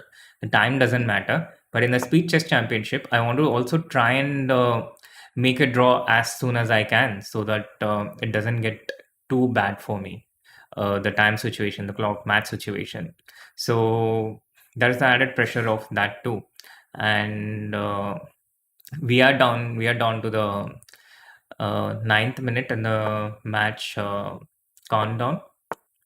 So things not looking good for Christopher is what I'm saying at the end of my 5th. So Yeah, I agree. Here Nihal should use his time and his opponent's time as well. This is a draw everyone knows. They know for sure, but here these 2 minutes here in this time control matters, and Nihal should use this advantage, and it's nothing wrong about that. Noah will judge him, and also it can sometimes be tricky. Like it can be really annoying for your opponent, and it can be lost. For instance, if white goes rook e7, rook e6, you will lose this game. So actually, it was an interesting moment here. F5 check, and here king h6 was a very important move because if you go king g5 and allow this white rook to g6, then you can lose that game. This rook coming on to g6, then the f6 pawn get lost. So king h6 was a very important move, played quickly by Christopher. Of course, he knows this endgame, but this was again an important and instructive moment. And there are these interesting positions here, Katie, with the white king on g4, which can even end in a stalemate. King on g4, rook on e7, then black can just give away the rook. Give up the rook. Yeah, that's nice. Just chase the rook. Anindya is asking why can't Christopher just offer a draw? Because his opponent is not likely to accept it. And when you have 2 pawns and when you have only 1 pawn and your opponent has 2 pawns, then it's kind of bad etiquette to offer a draw. How do you analogize it with? Yeah. Sure, I agree with that. There is some things that chess players just follow, and we very much appreciate that rules, and I think no one wants to be changed. For instance, if you are just I don't know, not title player, it's this kind of drawish position, and you play against grandmaster or title player. Obviously, you are not offering the draw because the game is not over. It's not clear yet, and you always respect your opponent. As your opponent is still trying to win. We're not talking about the dead draw position like rook versus rook, rook and the king versus rook and the king. But in this position, anything can happen. Then you cannot just offer a draw because there's extra pawn and also you have a higher rated opponent. So there's just some things that we cannot get over and do whatever we want. And also, sure, it's just it's online chess. Your opponent offers you a draw. Myself, I don't very often see that, and you just make next move. You don't just wait for your opponent to offer a draw, right? And it's automatically declined. So, yeah, you can offer a draw, but it doesn't guarantee that you will get your result. Yeah, absolutely. It's like I don't know what real life analogy to offer because I can think of a number of examples, but they all seem inappropriate to say it out loud. So I think I'll just move on Everyone by. wants to know now. Everyone in the chat wants to know. I'm sure. I'm sure with that, you guys. Please, let's push Shri to tell us what he wants to tell. What is the inappropriate? If I could, I would, Katie, but I can't, so I shan't. But meanwhile, chat, do hit that like button, subscribe to the channel if you haven't, so more people can come in and enjoy the stream and also bring in support to Nihal and all the other players. And hear more inappropriate things from me. I like how fast we change the topic. That's great, Shri. So there was a question if this looks like a London system. It is Queen's Gambit declined, and we have here Carlsbad structure. It can also be from London system transposed, but usually we have it from different opening. And here I thought at some point that Christopher wanted to play f3 and e4, Shri, which can be one of the ideas, but he's not going for that. Yeah, he's not going for that because he just didn't get an appropriate opportunity for that. From the very beginning, this queen was on d6, the pawn knight was on g3, so you could never get his f3, the knight would hang. So he supported this knight with knight e2, but by this point, the e3 pawn is well under control by black. So in these types of structures, as black, I would be careful not to get this pawn onto e4, because if I get this pawn onto e4, then it becomes a weakness in the long term. As white, you want to try and get the minority attack. You want to try and get b4, b5, b into c6, get this pawn alone on c6, and then exert pressure on the c6 point. The c6 point is a weakness for black. And for black, the play is on the king side. He will try to get his rook to e6, for example, rook to g6 or queen to g5, attack these pawns on h3, g2, get his counterplay, and also to meet b5, c5 wherever he can, and keep his pawn structure nice and intact on the center and the king side. So this is how these positions play out in general. I think it's a bit more comfortable for white, Katie, strategically speaking, but it can go out of control very quickly if black wants. Yeah, this kind of positions and this system usually is not something that you can see crazy sacrifices or a lot of complications. It's more like a lot of maneuvering here, and just it can go into the end game and then things can happen there. And Shri, when I was studying this pawn structure, I couldn't understand why I was starting minority attack, because we know that when you have extra pawn on this side, you are strong. And now when I had this something new to learn about minority attack, I couldn't understand. Black has here the extra pawn on the queen side, why I'm starting to create a pass pawn for black. But actually, you're just by this manoeuvring of minority attack, you are just trading the strong pawn on b7 and leaving pawn on f6 without any guard. So you're creating a weakness there, not a pass pawn for your opponent. So what here Black is doing is he's pushing the pawn forward. We see this a4. I like this move very much. You might think is it a weakness because bishop attacks, but no, it just stops b pawn to go forward. And now he pushed c5 as well, so he's not going to have pawn on c6, weak pawn on c6, and then close bishop. He wants to open up a little bit more his bishop as well, and just to have more space.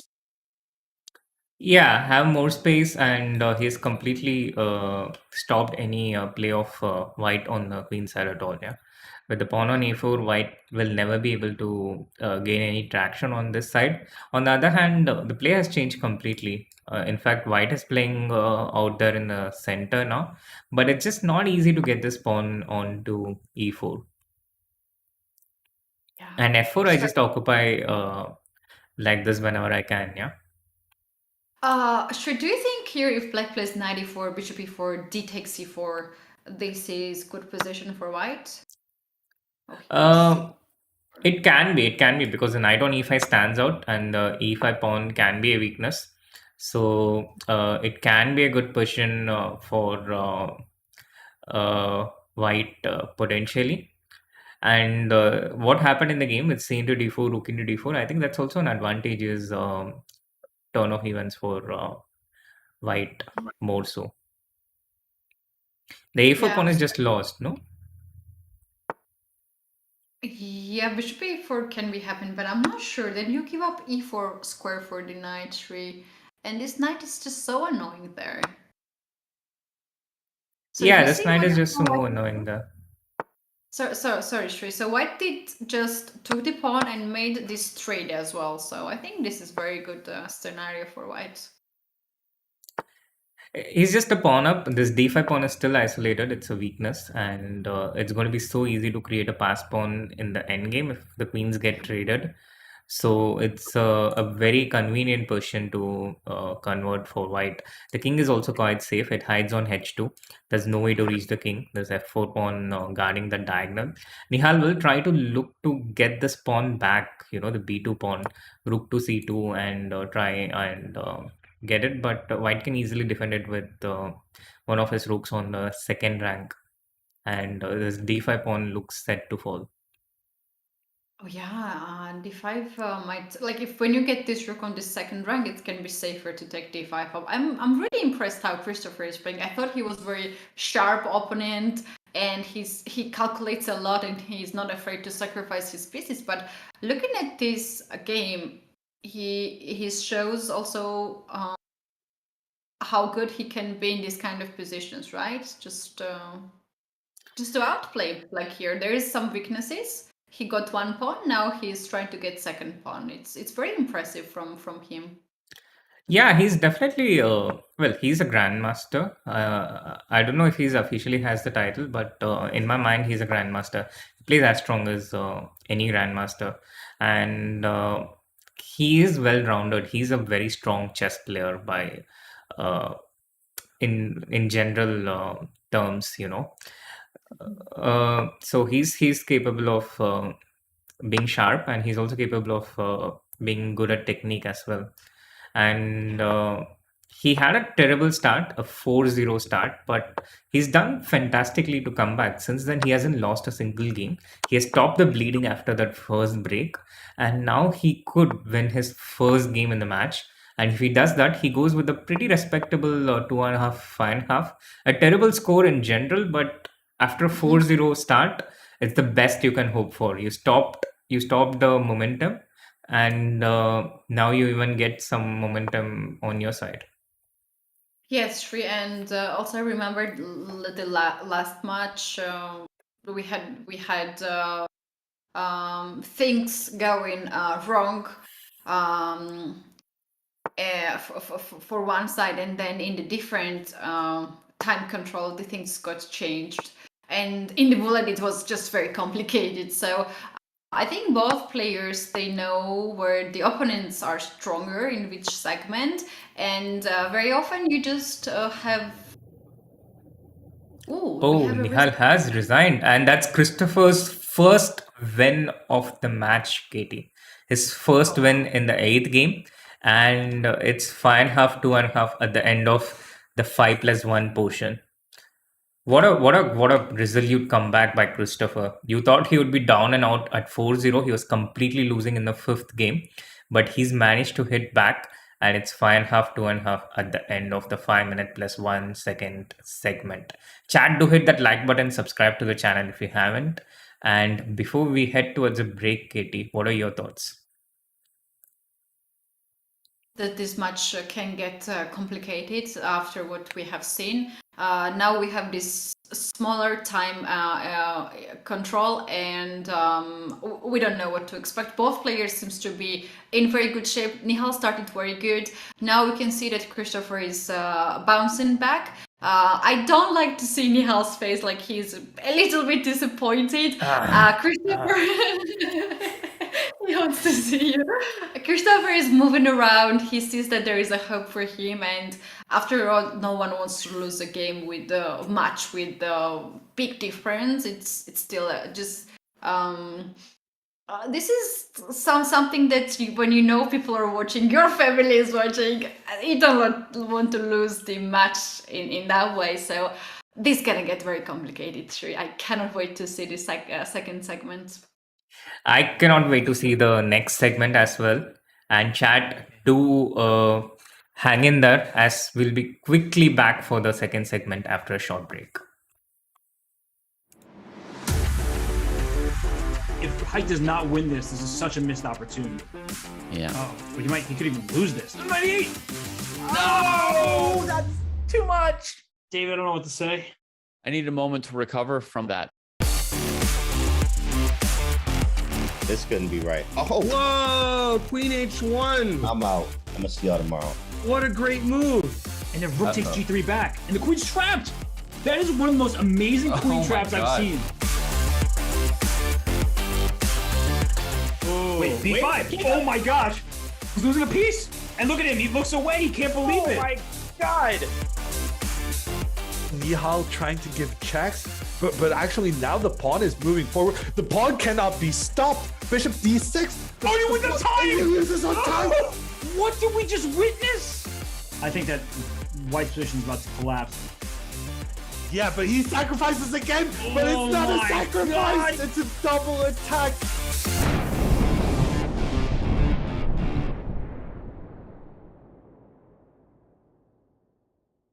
Classified trading is a game really that you're playing with competitors and basically every market participant in the world. My path, I came in as a poker player, but I think that the main thing that everybody has in common is a sense of competitiveness and interest in gaming and strategy in general. Yes, you can actually use gaming skills for your career and for something to do on a day-to-day basis.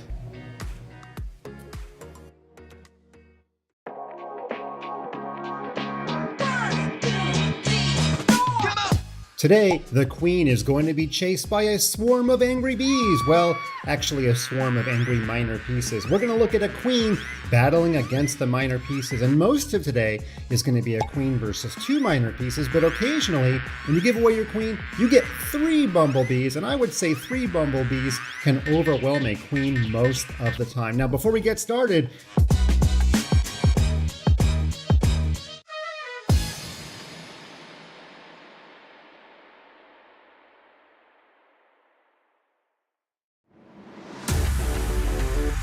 If Height does not win this is such a missed opportunity.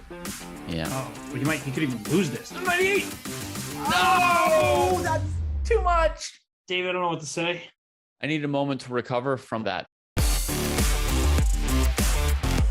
This couldn't be right. Oh, Whoa, Queen H1. I'm out. I'm gonna see y'all tomorrow. What a great move. And then Rook takes G3 back, and the queen's trapped. That is one of the most amazing queen traps I've seen. Wait, B5. Oh my gosh. He's losing a piece. And look at him. He looks away. He can't believe it. Oh my god. Nihal trying to give checks, but actually now the pawn is moving forward. The pawn cannot be stopped. Bishop d6. Oh, you win the time! He loses on time. What did we just witness? I think that white's position is about to collapse. Yeah, but he sacrifices again. But Oh it's not a my sacrifice. God. It's a double attack.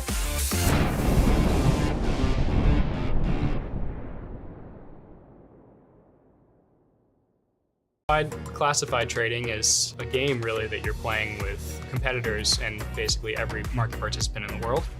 My path, I came in as a poker player, but I think that the main thing that everybody has in common is a sense of competitiveness and interest in gaming and strategy in general. Yes, you can actually use gaming skills for your career and for something to do on a day-to-day basis.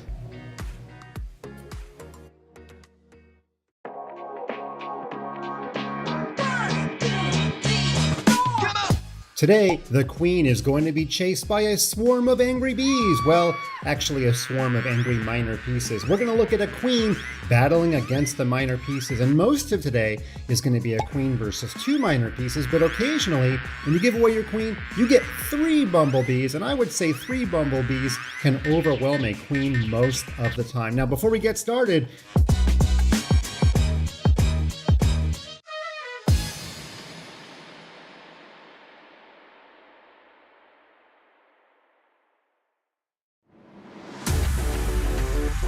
If White does not win this is such a missed opportunity. Yeah. Oh, but he could even lose this. 98! No, that's too much. David, I don't know what to say. I need a moment to recover from that. This couldn't be right. Oh, Whoa, Queen H1. I'm out. I'm gonna see y'all tomorrow. What a great move. And then Rook takes G3 back, and the queen's trapped. That is one of the most amazing queen my traps I've God. seen. Wait, B5. Oh my gosh. He's losing a piece. And look at him. He looks away. He can't believe Oh it. my God. Nihal trying to give checks, but actually now the pawn is moving forward. The pawn cannot be stopped. Bishop d6. Oh, you win the time! He loses on time. What did we just witness? I think that white's position is about to collapse. Yeah, but he sacrifices again. But Oh it's not a my sacrifice. God. It's a double attack.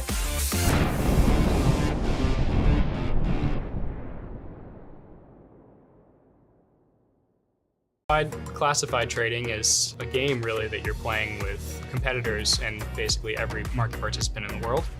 My path, I came in as a poker player, but I think that the main thing that everybody has in common is Welcome back to the JSCC match between Nihal Sarin and Christopher Yu. The quarterfinals is heating up.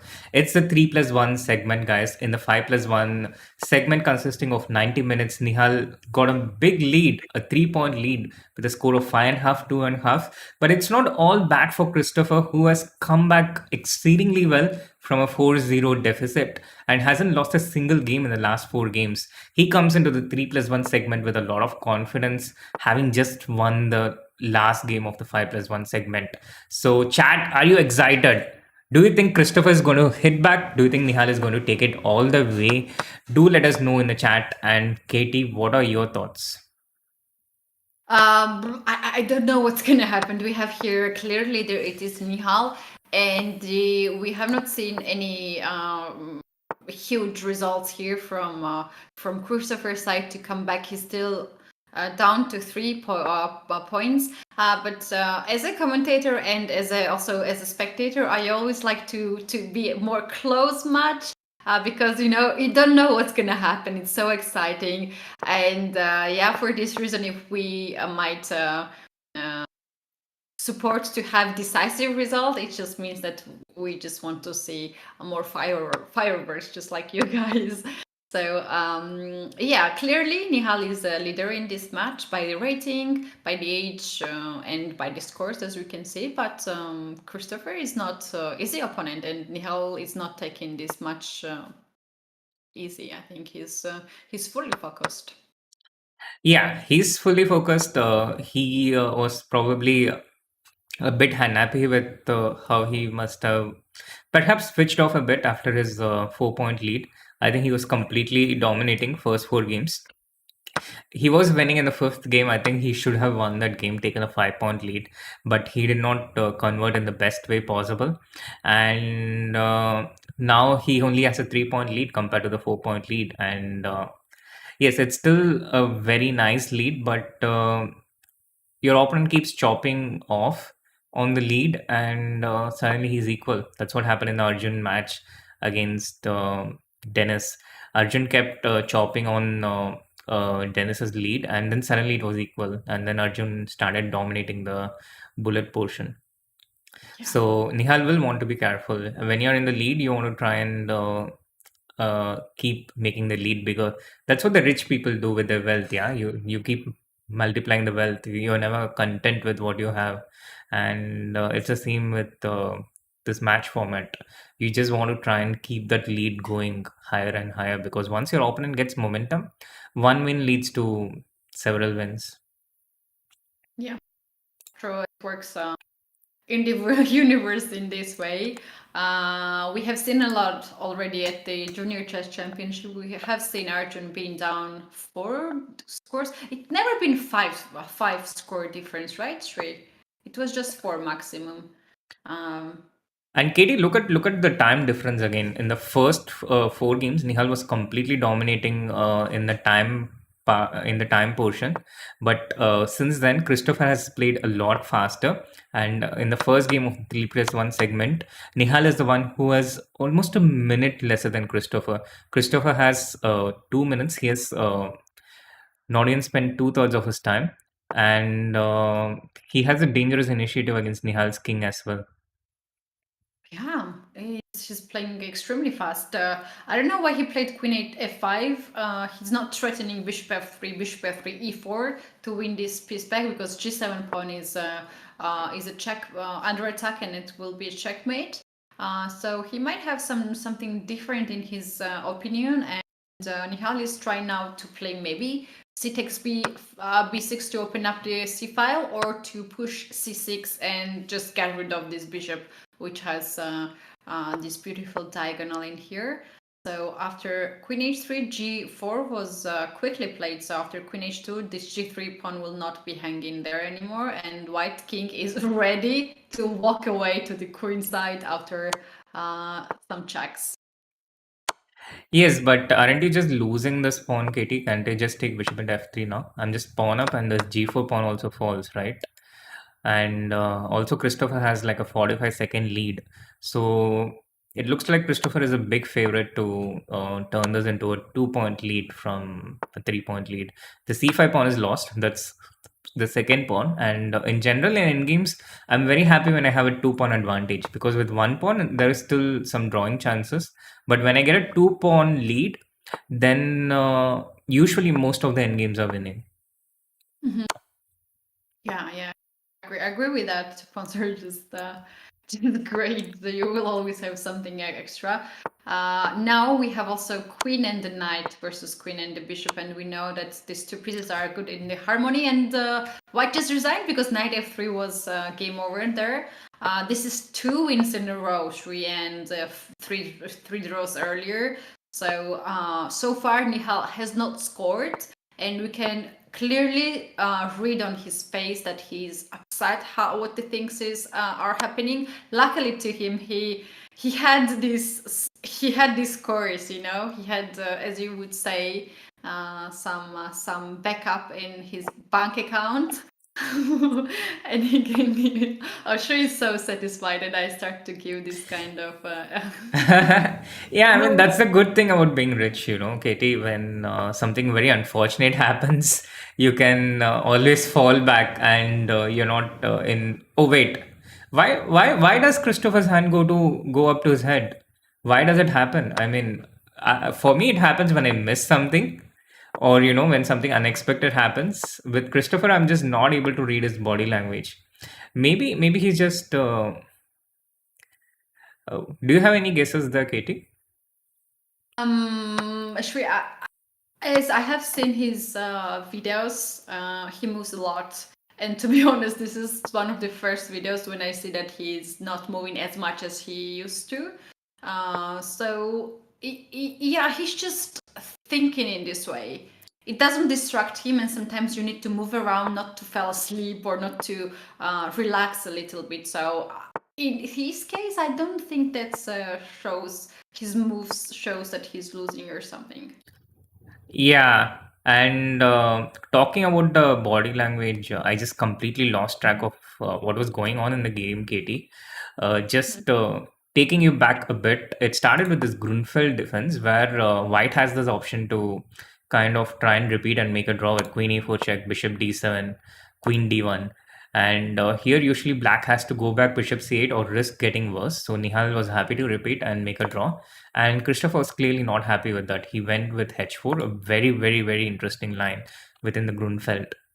And this set rise to this position which we have on the board right now. The H file has been opened because of that H4, H5 pawn thrust. On the other hand, Black has got the B file open and he has a lot of counter play. Oh wait, Black to play, Black to play. Oh, Nihal missed it. Black to play, Rook C2, Black to play. Black had a beautiful tactic. Nihal played short. Sorry, Katie? Can I say tactic? Yes, yes, yes. I think you can. Go for it.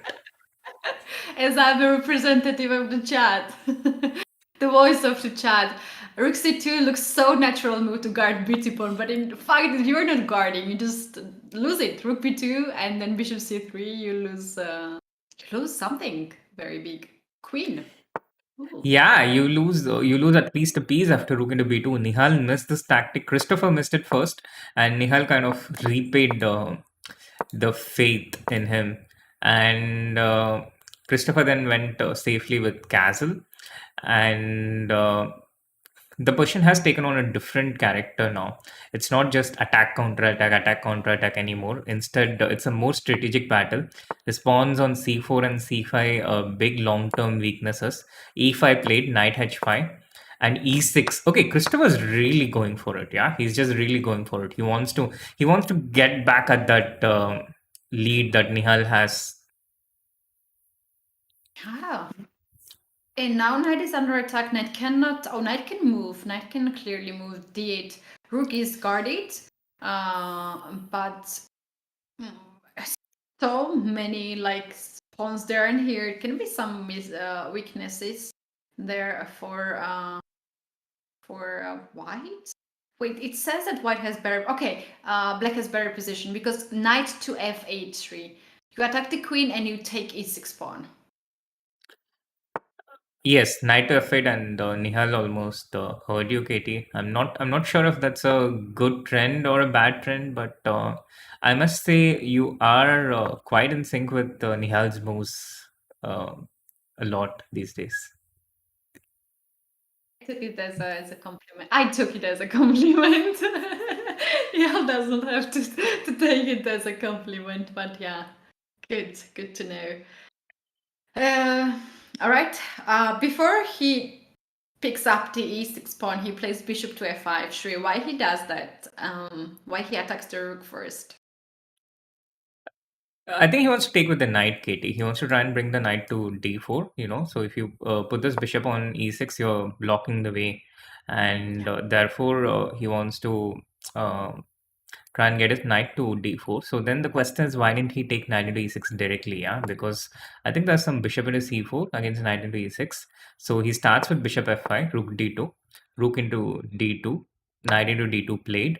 And now all these pawns are falling. So knight into f4, queen into f4, knight into e6 he can take with the tempo. Queen into f4, rook into b2. The c3 knight is hanging. The d2 knight is also vulnerable. So it looks like Nihal is going to get his first win in 6 games. This looks completely bad for Christopher. Is it bishop e4, knight e4? But he goes c3 first and even just take this. Yeah, this rook is invulnerable. The pawn goes to b2 and gets to queen. So the b pawn cannot be stopped. Knight into e6. How many pawns are there, Katie, for black? It takes forever to cut 4 pawns. 4 pawns, that's more than a piece. Yeah, it's more than a piece, and one of these pawns is a deadly monster just about to queen. Now you can actually win this. Okay. There is the rook on b7 hanging. Oh, but he goes for it. He goes for it because G4 pawn is checking by the check, queen is under attack, and if you move queen on h3, then knight f4, knight g5 might also happen, so he is just comfortable to give up this exchange. As he has 4 pawns for exchange, you can do anything when you have so much material advantage. when you have so much money. Yeah. Money on my mind. That's what Shri was listening, guys, on the break. Yeah, I mean, the closest component to material in real world is money. There are so many similarities between money and I mean material in chess and the money wealth component of life. Like you have wealth, you can easily make it more. It gives you more chances. The earlier you have it, the better chances you have. But on the other hand, wealth is not everything. Yeah, there are other aspects. I mean, money is not all there is to wealth. There are other things. There are assets you can have.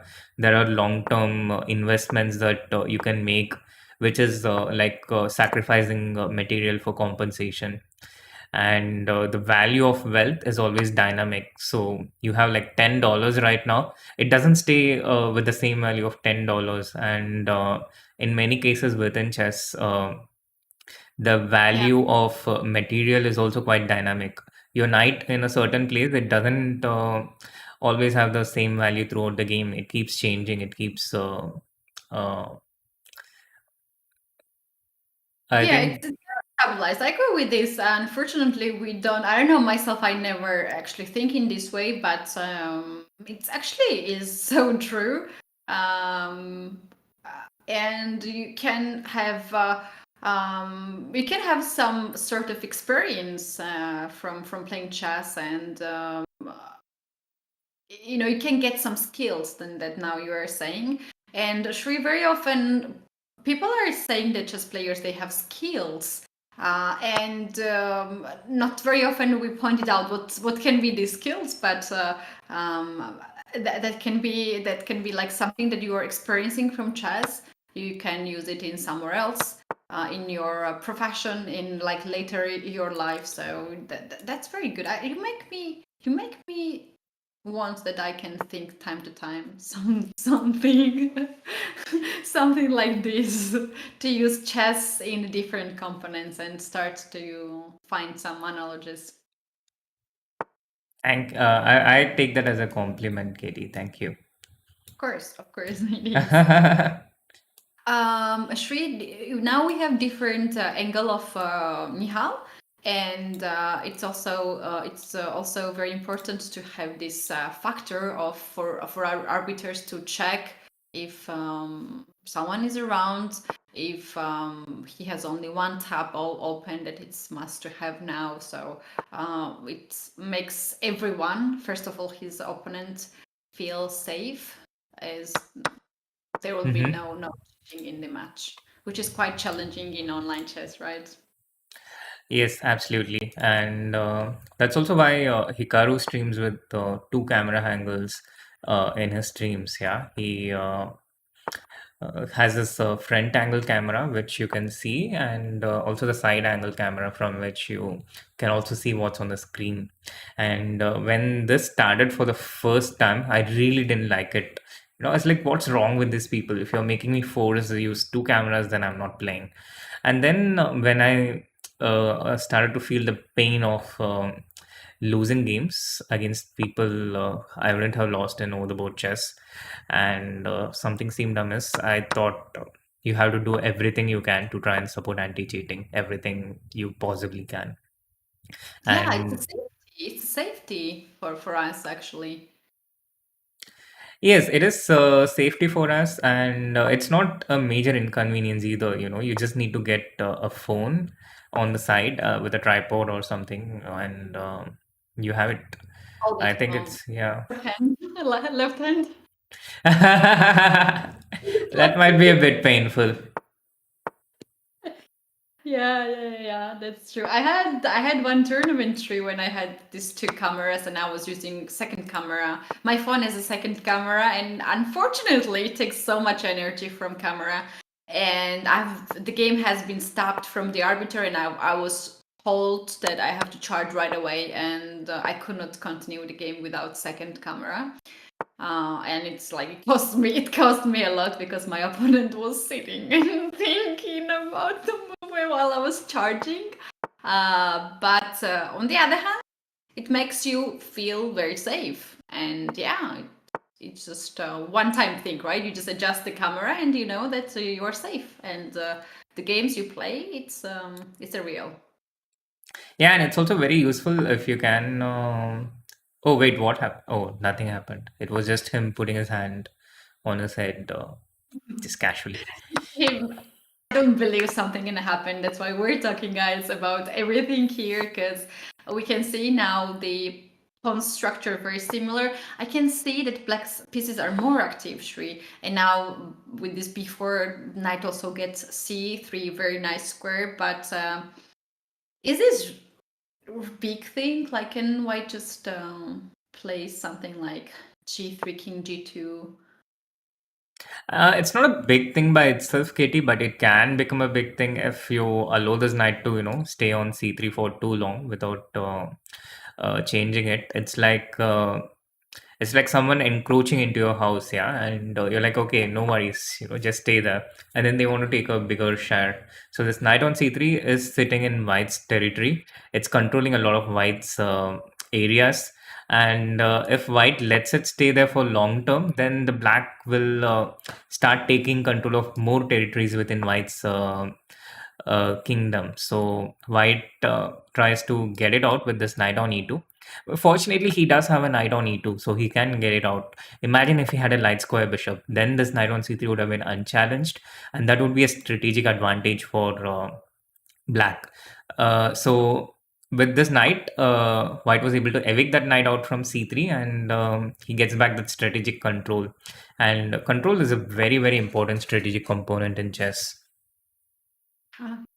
It is. It is. It takes a lot of energy from your opponent, and these kind of positions I found very useful for Christopher because it's equal material. It's a lot of maneuvering, and he's very good at this. He can try, as he's now making a lot of knight moves. He's trying to get even small advantage out of this position, and he got something now. We have this c4 pawn and a4 pawn not connected.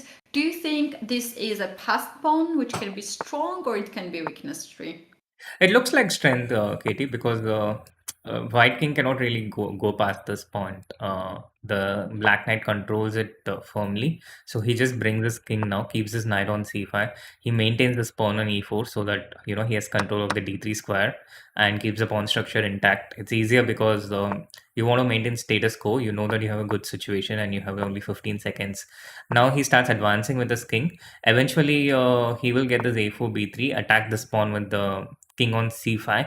So he goes knight a6 defending this. Potentially, does the king go to e5 or no, knight g5, h4, knight f3 check? It's not so clear. Knight f3 check, and there are also ideas with knight f5 check. We are in that region with 10 seconds each now. Literally anything can happen, but it's a lot easier to play as black. You just attack white pawns, and you have to be careful not to blunder stuff like knight f5, which can attack multiple pawns with one move. King d4, a very good move. A3 threatening b3 to promote the a pawn. b3 is a massive threat. White defends it with this knight to b1. This is really nice. Knight to a3. Christopher didn't see this coming, and he's lost a pawn. But Nihal still has his. Christopher still has his very strong parser. He loses it. Now he has the connected parsers on the other side. He's lost one, but he has a backup. But Nihal is in control now. He's in a lot more control. That was an amazing defense by Nihal. Amazing defensive resource. In the end, though, I think Christopher is going to prevail in this game. What a game that is. What a game. Wow. Oh, Knight on e. And now g4, and you can touch the pawn, so it's a resignation. Wow. That was so close. Nihal played incredibly well there. to pull things back and find these defensive resources. But in the end, Christopher's position was just so good. He was just so good strategically that despite being tricked, he still had these aces up his sleeve, the pass pawns on the other side. I just have a verdict now for these two players. Christopher should go to this kind of end games, like equalish, drawish end games, where he's really good. He's really good at this maneuver chess and yeah, more solid. He plays more solid games better. And Nihal should go to the complicated position because he's very good at calculating. He's very sharp. He sacrifices nicely, and as you mentioned earlier, he has very good intuition. So that's two different styles, right? And that's why it's so interesting to see their match, because we have some games, some calm games where Christopher is just shining, and we have another crazy games where Nihal is sacrificing a lot of things and still winning the game. Oh, that's it took me 2 segments to analyze this situation and to just find out the style of these two players. Very insightful observations there, Keti. Oh, is there some queen into e3 here, by the way? Can I take this? It's another king h1 move, the kind of move you are not especially fond of. I have a reason to look at this. Like, you just leave f pawn, f file unprotected. Do you think Nihal is thinking about queen into e3 here, Keti? Yeah, for sure. He didn't go for it.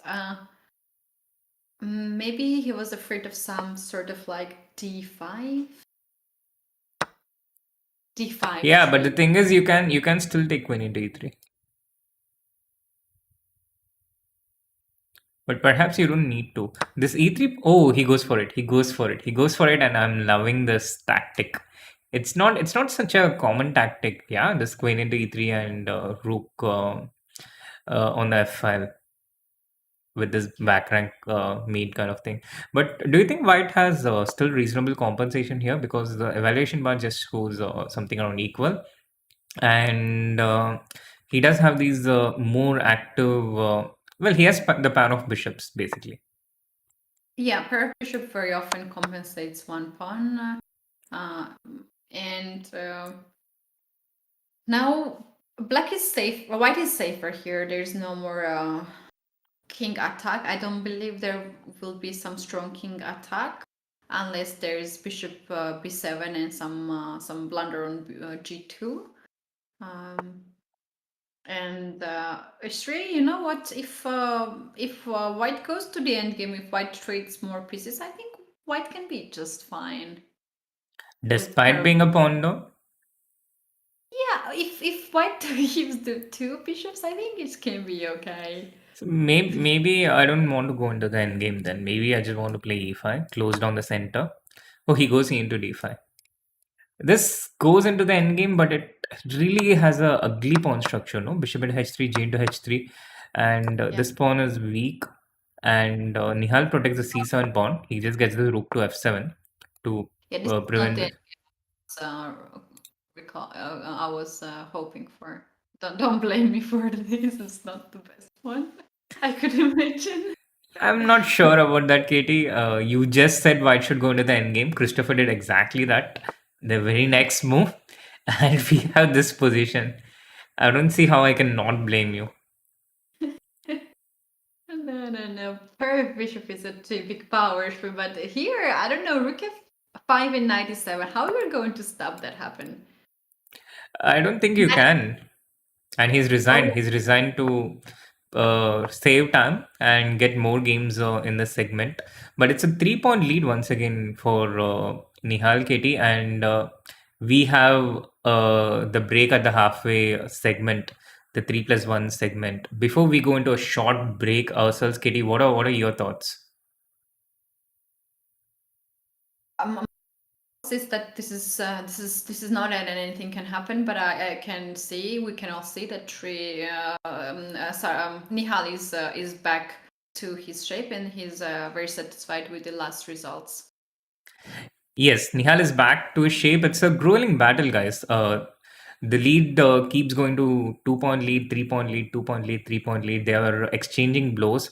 At the moment, somehow, strangely, both of them are winning with the black pieces. Chat, do hit that like button, subscribe to the channel if you haven't, and we'll be back really quickly after a short break.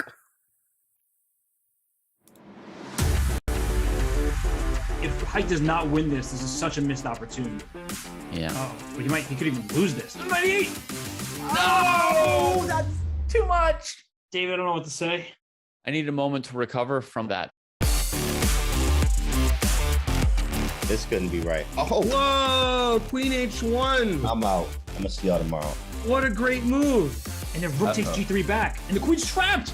That is one of the most amazing queen my traps I've God. seen. Wait, B5. Oh my gosh. He's losing a piece. And look at him. He looks away. He can't believe Oh it. my god. Nihal trying to give checks, but actually now the pawn is moving forward. The pawn cannot be stopped. Bishop D6. Oh, you win the time! He loses on time. What did we just witness? I think that White's position is about to collapse. Yeah, but he sacrifices again, but Oh it's not a my sacrifice. God. It's a double attack.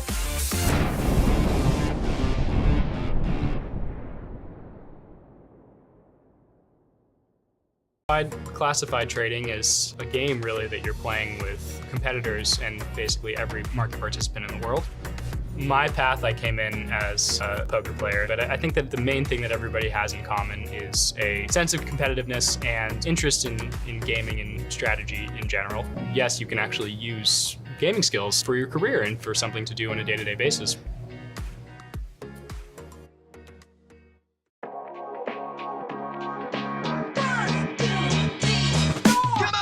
Today, the queen is going to be chased by a swarm of angry bees. Well, actually a swarm of angry minor pieces. We're going to look at a queen battling against the minor pieces, and most of today is going to be a queen versus 2 minor pieces, but occasionally, when you give away your queen, you get 3 bumblebees, and I would say 3 bumblebees can overwhelm a queen most of the time. Now, before we get started,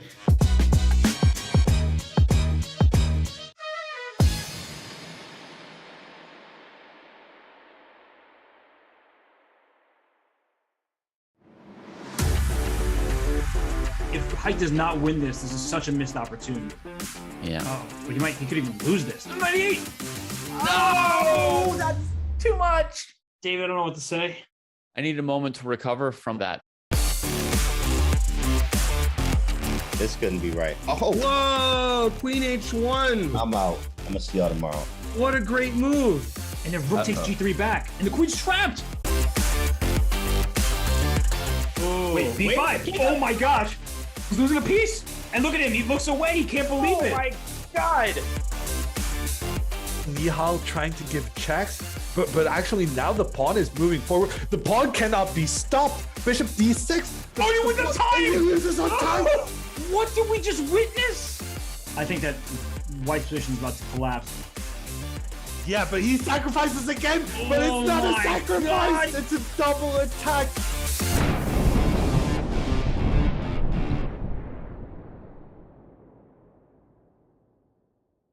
Classified trading is a game really that you're playing with competitors and basically every market participant in the world.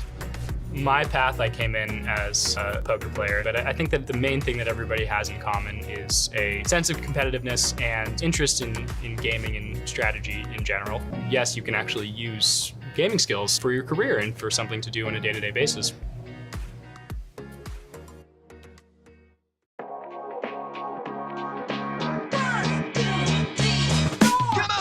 today, the queen is going to be chased by a swarm of angry bees. Well, actually a swarm of angry minor pieces. We're going to look at a queen battling against the minor pieces, and most of today is going to be a queen versus 2 minor pieces, but occasionally, when you give away your queen, you get 3 bumblebees, and I would say 3 bumblebees can overwhelm a queen most of the time. Now, before we get started,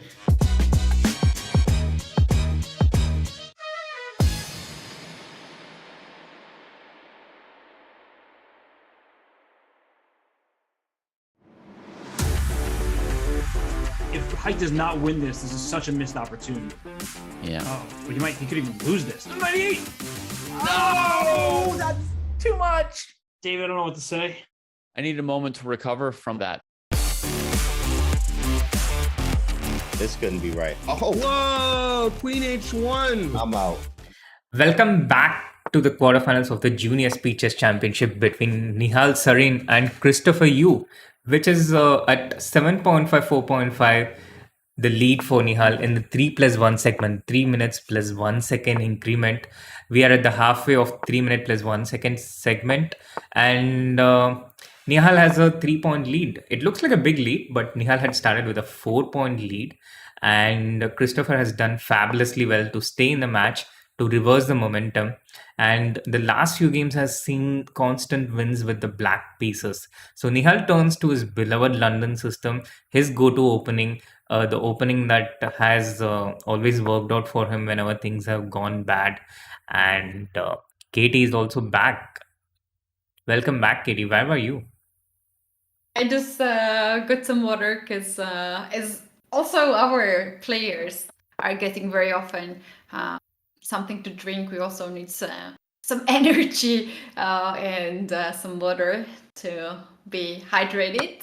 And yeah, I'm back. I heard you starting. I didn't miss anything. I could hear you three. So ready to catch up. Yes, absolutely, Katie. Water, hydration is really important when you're streaming or commentating because it does really make your throat dry. It takes a toll on your throat. And I just learned it from experience by watching more experienced commentators. They always have something warm to drink or something to drink, some water. People are asking how many games will be played. Guys, this is the format where you can play as many games as you want within the time allotted. So let's say we have 32 minutes right now. As many games as they can squeeze in this 3 minutes plus 1 second segment before the time runs out. That's how this format works. There is no specific number of games. There were 8 games in the 5 minute plus 1 second portion. Nihal had a lead of 5.5, 2.5. We are in the 3+1 now. And in the 3+1, usually there are about 8 games as well. Yeah. And here we have the increment, which actually helps the games to be longer than in the time control, where we have like limited time, and we know that after 2 minutes the game will be over. For instance, in Bullet, because one side has 1 minute, another side has 1 minute, and that's it. They will not have anything else. But yeah, sometimes these games can be longer, so that's why they have to play smaller amount. But talking about this position 3, now it is Nihal who's having this structure with white pieces. Earlier we saw him playing with black pieces, and he had a different approach. What's happening? Who stands here better? After the last move, I think white stands a bit better here, Katie, because these pawns are a bit more fragile than these pawns. So Nihal might not take queen into c7 immediately. Even if he does, let's say you go into these positions, it's an isolated pawn for black. Going into it immediately, it allows black to liquidate with d4. But he takes with the rook, which is very interesting. Queen e7, now queen into b2, probably. Taking this pawn, attacking the rook on a1. And I was also thinking about rook 8 and then queen into b2, just to take the queen out from the 7th rank. So queen takes b2. There is still the isolated pawn, but I think it's totally okay for black now. So I have changed my opinion here, Katie. I think black is fine here. And despite the fact that white has the 7th rank, a rook on the 7th rank, there is an issue of the back rank, and black is using it very well. So if black wants now the queen trade, he can do it, and Nihal made here this check. Not necessarily trading the queens now, but maybe he will next, like take the queen and then rook b4 to try to trade the rooks as well. So this is another option, or he can just play now queen to f5 and threaten rook b1, winning a queen. You never know. Queen f5, there is there some problem with the rook f4? The problem for black here is these pawns. Yeah. Yeah. You go rook c5. These 2 pawns are fragile, super fragile. And black doesn't have any counterplay to attack something similar. Like rook b4, you just ignore it, go rook c5. And in an endgame like this, this is actually lost for black, I think. White takes one of the pawns. If you And... do rook no. b4, I take d4. You take d5, I take a4, and there is extra pawn on d4, but I don't think that's a lost endgame. It can be a draw tree, is not? Yes, but what if I start with rook b5? If you start with rook b5, rook c8, he keeps the a pawn. Yeah, he keeps the a pawn because it's farther away from the king. It's a lot longer for the king to reach the a pawn. And this 4 versus 3 structure, Katie, it's usually a draw for the side with the 3 pawns. But here, black's structure is a bit different from usual. He has these pawns on g6, g7, and f7. Two things, yeah. One is he just cannot activate his king in the future. The king is kind of stuck here. And with g5, white will go h5, keep the king on h7 in present, so that if king h6, there is rook h8 mate all the time. And after h5, g4, f3, the white starts bringing his king towards this side. He will keep this pawn on a6 so that there is that extra room, like when you put it to a7, then the king cannot go and support it, because after king b6, black starts giving non-stop checks. So he'll keep it on a6, he'll get this pawn to h5, and then he'll start bringing his king. I think that's what will happen. I do expect to see h5 here, but I'm wrong often. But this is simpler, yeah? King into g5, rook into f7. I'm just curious that you would usually take this material and give us some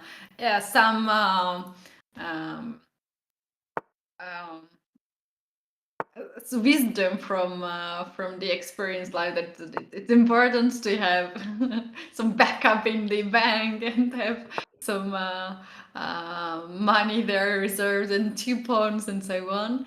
But I think h5 was totally enough. Although now white has this extra 2 pawn, and this is so completely winning Shri. Now he pushes a7 because you know what? You just need to move your rook away with a check. And you can do this. You can totally do this. Yeah, the king is stuck on f5. It's like I don't know. Out here in India, you have these domestic lizards at your home, and sometimes they lizards. Like What? Oh no! No, this has changed. This has changed. This has changed. F5, F5, play fast. Just play the pawn to f5. Why? Oh no! Oh no! He's lost this. He's lost this. He had just 1 second. It was too much. I think he had a chance to make a draw there, Katie. I think he had a saving chance out there, but he had this too less time. Is it not winning, Shri? If you have 5, then g6. So we go to this position where, sorry.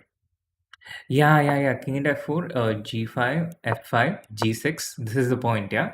And now black has this beautiful defensive idea with rook e3 check and rook to e7, and you're defending both these pawns. Oh no. But this was just too hard to see with few seconds. And he had this idea, I think, even after giving these checks, rook a1 check, king d2, rook a2 check. Maybe it was too late, but he can still hold it with this group on the 7th rank. He needs to give a check and go to the 7th rank. So this is what happened in the previous game. Moving on to the next game, which has begun. Again, some initiative order for Christopher Yu, but Nihal back to that 4-point lead. Back to that trend I've been observing in a lot of these speed chess matches, once you get a lead, somehow it's like your weight, sometimes you have that weight, and then people increase 5 kilos, they lose 5 kilos. There are temporary changes, but it keeps that homeostasis remains. And with this match, it started with a 4-point lead, but it kept fluctuating, +4, +2, but it stays with that 4-point lead. And I think it's a pretty common pattern. That's actually true. That's actually true. I'm 52 kilos, and sometimes I'm 52, sometimes I'm 54. So sometimes 55 too. But never below 50, yeah? It goes down. It's true. It's true. Never above 55, never below 50. Nah, no. Not It's lately. like the match score. Your score? The match score. Okay. Yeah.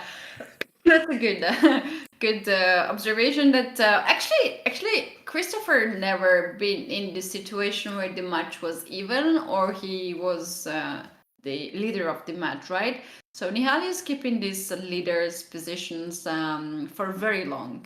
So it makes probably Christopher to have some pressure that he thinks that he has more things to do now to equalize, and then when you equalize you need more energy to win the match.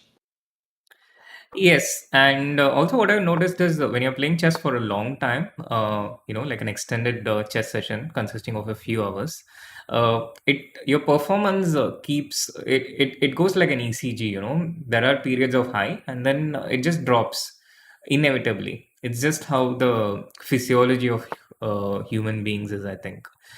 So you get these highs and lows, and it's just not possible for any human being to constantly be at that peak zone, the best of their abilities.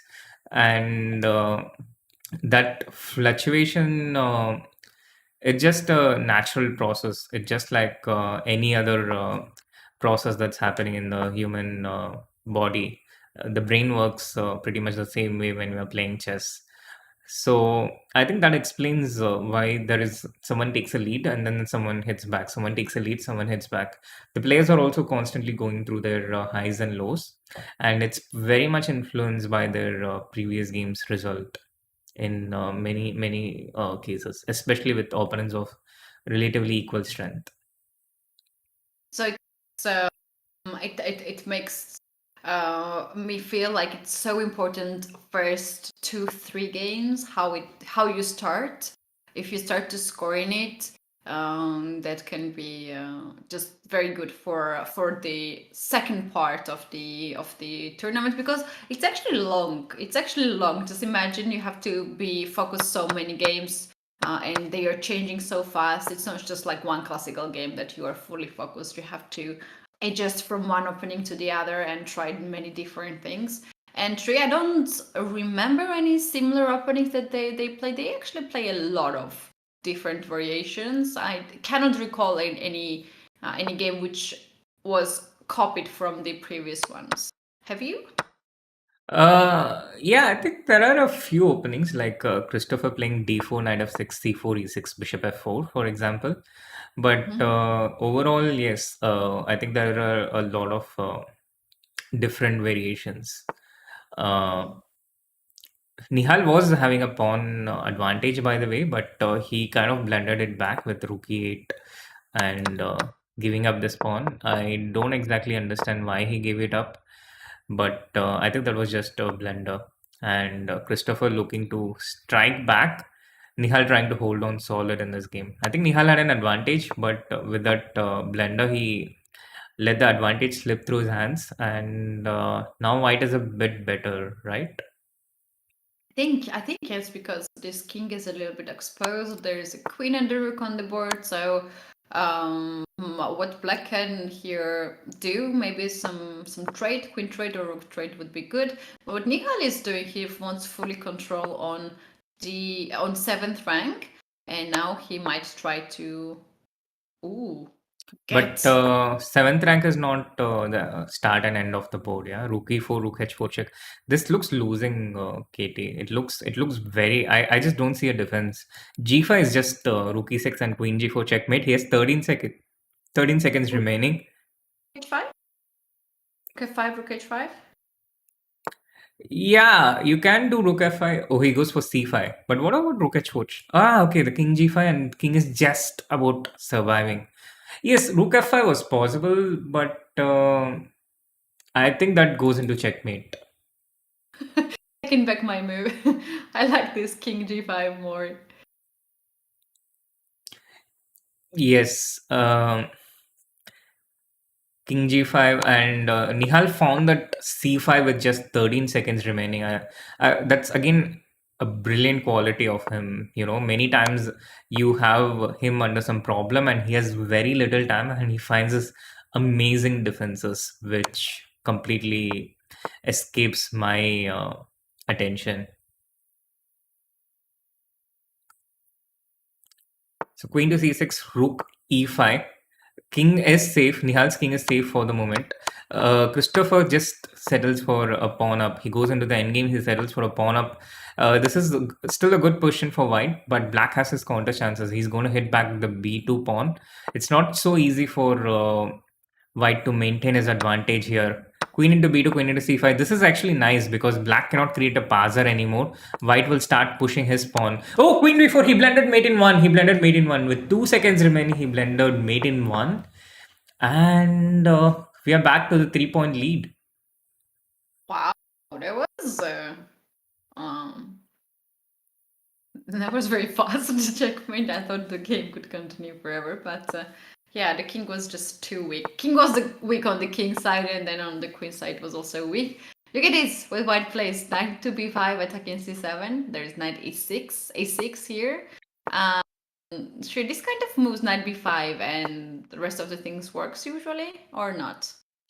I think it's called the Jobava London, Katie, if I'm not wrong. It's a very dangerous opening from the white pieces. If black is not prepared, black doesn't know what to do, then black's position can get bad really quickly. So it, I think, started out being trendy sometime in 2016, 2017. Jobava, he's from your country, you know him. He's incredibly creative and is a very strong player. And this system, yeah, I think it started developing at around 2017, 2018. And now it's a bit better known. There are courses out there on the opening, and black knows better how to deal against it. But even now, if black doesn't know what to do exactly in these blitz games, it's, I think, incredibly effective. Yeah, about Joby, I know him quite well, and I can say, and I think many of our viewers would agree that he's not only a good player but also a very good streamer and dancer. So very often he plays the tournament, he wins the tournament, and as a bonus, then he puts some disco music and dances hours and hours, which is so fun to watch. And it's a lot of very positive vibes from his streams, and it's very good to see for chess fans and just the beginners who starting playing chess to see the personality of grandmasters, like well-known grandmasters like Joby, for instance, likes to dance. You like to be a scary bunny. I'm not scary. Some victims. We saw you, Shri. We know who you really are. So yeah, because of this pandemic and the lockdown and the streams, now they know who we really are. So We know. But yeah, Katie, as we are talking about these things, Nihal quietly went up and won a pawn. He's won a pawn and also has a very good position, strategically strong position. It's amazing the reaction of the players every time they lose. They instantly play the next game with so much power, you know. It's like you hit them and then they come back at you with full force.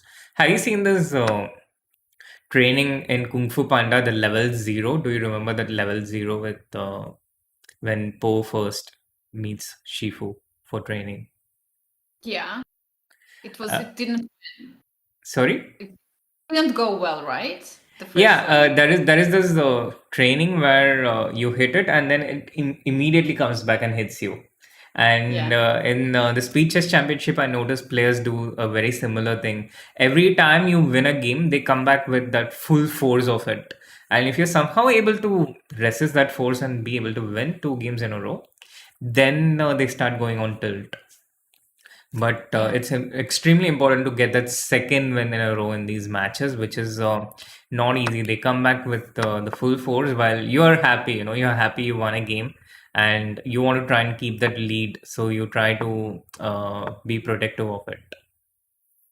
Yeah, that's actually why some of the players are strong in online chess and some of are not so strong, because this ability to forget the game and move on and start a new game. If you have this ability, then you have huge advantage. For instance, when I lose a game, especially winning game, I need like one more game to cry on to get over it.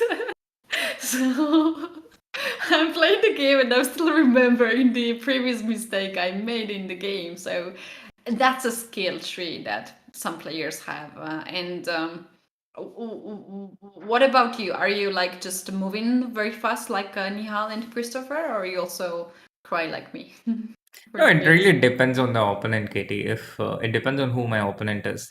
Like if I lose a game against Nihal and I have to play Arjun in the next game, then I think I would be crying. But if I lose to Nihal and then I play against someone lower rated in the next game, then I'm happy, especially if I have the white pieces. So I think it really depends on my chances to score in the next game. If my chances to score is high, then I'm happy. I'm happy to get back to a win as soon as I can. But if my probability is low, then I want to try and hide away. And uh, meanwhile, Black has got some really, really, really serious counterplay here. Yeah. I'm not sure about this final moves, but the engine says white is winning. You have nothing to worry about. Um, I would be a little bit around. Yeah, I think this was an important point. Here, Black can just come back knight d2, threatening queen h1. He didn't need to take knight into g3. Knight f1, knight d2, this would have been unpleasant for white to deal with. But after this, now I think Nihal is totally in control. All set to regain the 4-point lead, the homeostasis, getting back to his weight, 52 kilos.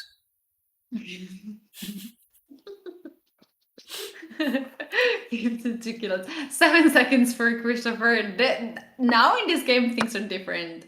And Nihal has huge time advantage, and also his position is really good. He has to watch out for some traps of Christopher now, and he will be just fine. Well, Christopher really likes to play King H1 or King H8. I'm not sure if he likes to, but he gets into many situations where he has to. And Nihal regains his 4-point lead, 9.5, 5.5, ladies and gentlemen. 4 points lead for Nihal. 11 minutes, 10 minutes to go in the 3+1 segment. Oh, wait. What is this opening? Look at this. There were some Rylopers in their matches. So there was Bishop b5, knight e7 and these things. Christopher played Bishop c4 and Nihal played knight e7 in just 0.3 seconds. He didn't even wait to see what Christopher was moving. And now after knight g5, Black is in trouble. He had to go d5 into d5, knight a5, and after bishop b5 check. We know these positions from the knight on f6, but the knight on e7, it's not usual. And here it looks like white is just a pawn up. The knight on f6, it controls the e4 square. So when black plays h6, the white knight cannot go to e4 and you get this compensation. Bishop d3 is a strange move to play here, I think. Again, you don't need to control the e4 square. It's not with the knight on f6. But okay, the position has gone into something crazy here. Queen f3 was their move to attack f7 and also to pin the pawn. But Shri, I didn't get 97 was a pre-move from It was almost a pre-move, you know. You have you been in those situations where you are ready to make this move. It's not a pre-move, but you quickly make it before your opponent. You see what your opponent does. Yeah, yeah, Yeah, I think that's exactly what happened. yeah. Uh-huh. Uh-huh. So he was ready for bishop b5 and he just made it move anyway. All right, all right. Interesting situation. Both knights now under attack. Yes, both knights under attack and crazy scenes here. Yeah, you take f into e4, g into f4, and now there's the threat of queen h5. Look at white's pieces out here, Katie. Look at this. Look at this. This is Yeah, only knight is out and it's under attack. Wow. Yeah, so black has development advantages, as we can see. yeah, black has a development advantage. I don't like the way white has built his position. And with h5, Nihal just prevents this queen h5 check. Computer likes this for yeah, but the thing is, these kind of situations, since black's pawn structure is not so great, if white manages to achieve his development in a few moves, then white usually has a bit of an advantage. And this knight on e5 is also totally offside. Only offside and can't really find the best square. Like you have to bring b7, but on b7 is not well placed. You have to take it somewhere on c5 or d6, and it's gonna take like at least 2 more moves. And meanwhile, white can develop, and there can be some weaknesses on the king side, like bishop b2 hit on h5. If g6, then rook g1 can be also something that white can play at some point. So black has pushed these pawns too much, and maybe that's why engine gives white here a big advantage. Yeah, the pawns, and I think white. But look at oh my god, how many times did Christopher move this bishop? Bishop b5. He started with bishop c4, then he played bishop b5. He took it back to bishop f1, Yeah. and yeah, okay, it's just no. He played bishop d3 in between. So bishop c4. Oh, knight d6 check. Nihal is losing this one. He blunders, he resigns instantly, and the score changes to 9.5, 6.5. Once again, back to a 3-point lead there, chat. They keep exchanging blows back and forth, and in the 3+1 portion, it's 4 points for Nihal and 4 points for Christopher. They're tied 4-4. Yep. Even though the score is updated on the screen, our chat don't believe us anymore in any way. They just ask what's the score. This is currently everything is working. The timer also says now already less than 6 minutes. So how many games? 3, 2? It depends on how long this goes, Katie. It couldn't be one game, it can be 2 games. But meanwhile, chat, do hit that like button, subscribe to the channel if you haven't. So let's get that support going for Nihal. Just do that. I never done before. Or Christopher if you're a fan of him. We are pretty democratic out here. It's chess.com India, but you know, it's chess.com. Chess comes first. Chess first, and here we have this very unusual position tree when we have 4 pawns on d file. That's very often happening. We might have like double pawns for one side, but now we have 2 double pawns on d file. So what is happening? Like, who is better here? It looks completely equal, Katie. It's all equal, symmetrical, equal. It's totally equal, and I think this should probably end in a draw. Okay. Oh, this is interesting, Shri. Like, he allows rook to c2. But you can get it out with knight a1, no? So maybe it's not really a problem. Okay. Not a long stay visa for the rook. True, true. And then king d2, and I think white is safe to go to the knight in game. Just oh, he's not going for that. Not yet. This is a position Nihal can play very long and use all this time, Shri. Do you think he will go for that? No, I don't think so. I think Nihal just wants to. I don't think he's looking at the match clock too much. He's just playing normal chess, I think. I didn't see that either from. I've never seen Nihal playing for the match clock. In my experience of watching him in speed chess championships, neither has Arjun. It just kind of becomes distracting. And but what is possible is Nihal just keeps playing normally, and Christopher kind of losing the plot, missing some chances, and this is I think already happening. This rook has managed to achieve some activity, rook g3. There is some potential, yeah, f4. F4 is a very nice move. And then later Nihal will get this pawn also to d4. This is better pawn structure for white. Look at these two pawns and the f7 and h7 pawns. So Nihal has achieved better pawn structure, and he has also achieved better time advantage on the game clock. He has a minute more. What do you think, Katie? How strong is Christopher in bullet chess, and do you think he'll be able to overcome a 3-point or a 4-point lead? I think yes, he can put up really good fights, and he might score some of the points there. But we know Nihal plays so well, so we need to check first 2 games at least to see what is the shape of Nihal today and what is Christopher's shape. So I think things might spice up a little bit, because in these 2 segments, Nihal is complete favorite. As you can see, he always keeps this advantage. He never drops it down to 2 points advantage. So he always have 3 or 4 points, and this is really good distance. But I think in bullet it might be different. It might be different. Yes, it might be different, but also Nihal is like one of the best bullet players in the world against anyone. Yeah. This is what I've noticed, and even against players as strong as Rapport and Grishchuk, he was totally dominating them in the bullet portion. But having said that, what I've noticed is a lot of these juniors, they have performed incredibly well against people in the top 25 or even in the top 10. But against fellow juniors, it's a different story. It's not as simple. The juniors don't. They're also equally competitive. They are no behind the other juniors. All of them so talented. All of them the best in the world, and it's a very interesting phenomenon to observe. The performance of juniors against the best players in the world, and the performance of the best juniors against the other best juniors in the world.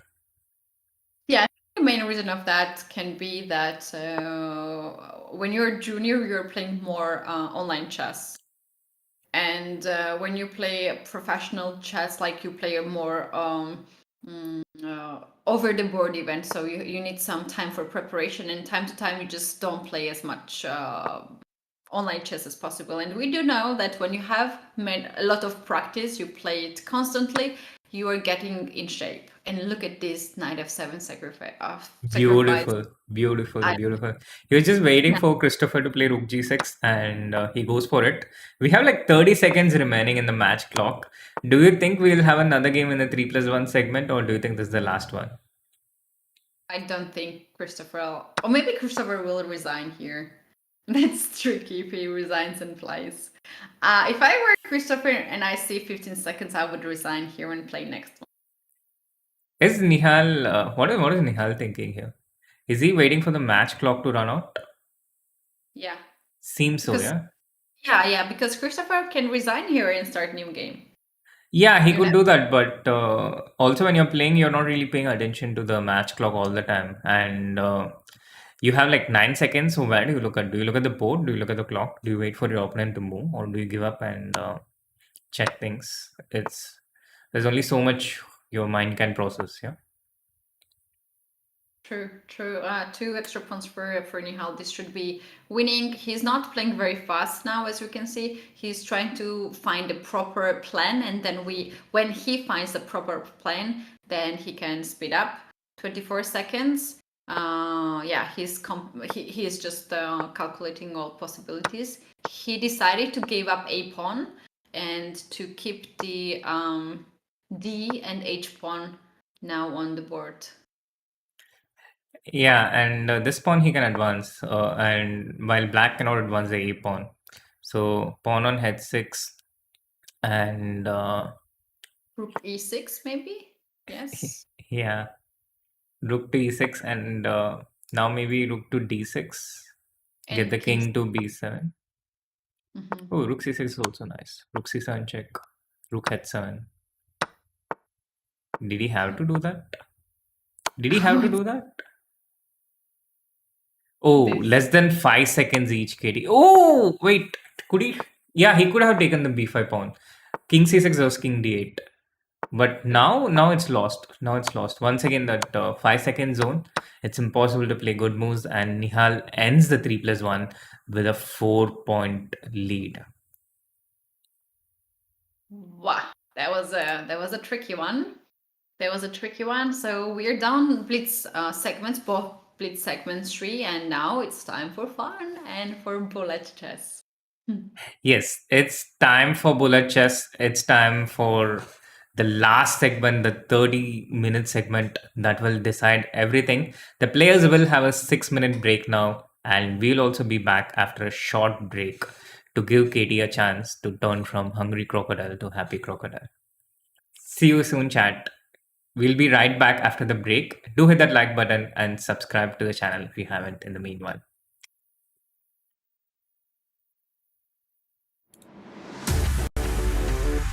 If Height does not win this is such a missed opportunity.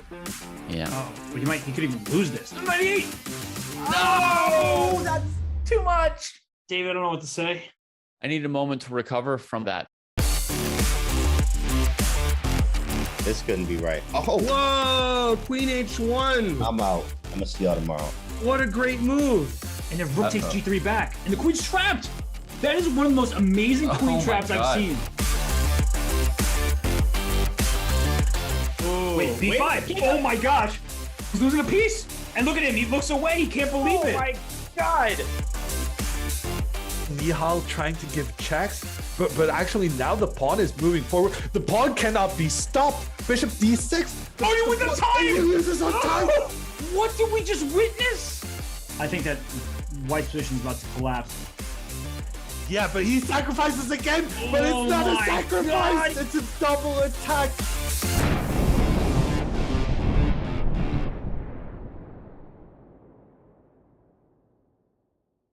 Classified trading is a game really that you're playing with competitors and basically every market participant in the world. My path, I came in as a poker player, but I think that the main thing that everybody has in common is a sense of competitiveness and interest in gaming and strategy in general. Yes, you can actually use gaming skills for your career and for something to do on a day-to-day basis.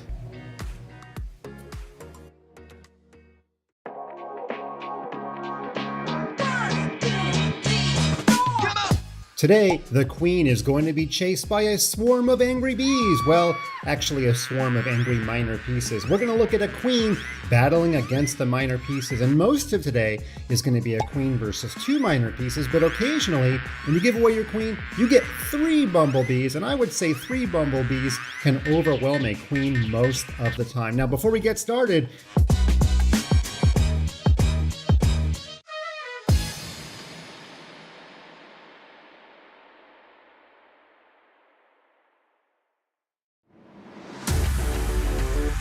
If Height does not win this is such a missed opportunity. Yeah. Oh, but he could even lose this. 98! No, that's too much. David, I don't know what to say. I need a moment to recover from that. This couldn't be right. Oh, Whoa, Queen H1. I'm out. I'm gonna see y'all tomorrow. What a great move. And then Rook takes G3 back. And the queen's trapped! That is one of the most amazing queen my traps I've God. seen. Wait, B5. Oh my gosh. He's losing a piece. And look at him. He looks away. He can't believe Oh it. my god. Nihal trying to give checks, but actually now the pawn is moving forward. The pawn cannot be stopped. Bishop d6. Oh, you win the time! He loses on time. What did we just witness? I think that white's position is about to collapse. Yeah, but he sacrifices again. But Oh it's not a my sacrifice. God. It's a double attack.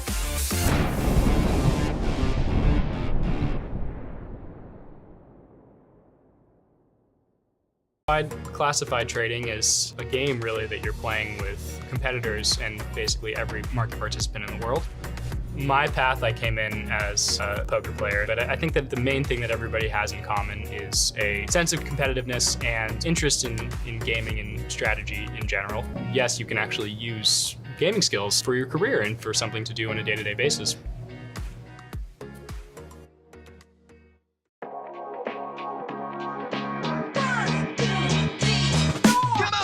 Today, the queen is going to be chased by a swarm of angry bees. Well, actually a swarm of angry minor pieces. We're going to look at a queen battling against the minor pieces, and most of today is going to be a queen versus two minor pieces, but occasionally, when you give away your queen, you get 3 bumblebees, and I would say 3 bumblebees can overwhelm a queen most of the time. Now, before we get started,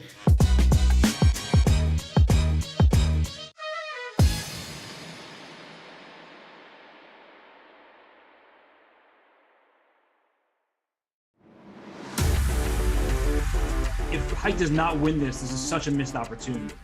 Yeah. Oh, but he could even lose this. 98! No, that's too much. David, I don't know what to say. I need a moment to recover from that. This couldn't be right. Oh, Whoa, Queen H1. I'm out. I'm gonna see y'all tomorrow. What a great move. And then Rook takes G3 back, and the queen's trapped. That is one of the most amazing queen my traps I've God. seen. Wait, B5. Oh my gosh. He's losing a piece. And look at him. He looks away. He can't believe it. Oh my God. Nihal trying to give checks, but actually now the pawn is moving forward. The pawn cannot be stopped. Bishop d6. Oh, you win the time! He loses on time. What did we just witness? I think that white's position is about to collapse. Yeah, but he sacrifices again. But Oh it's not a my sacrifice. God. It's a double attack.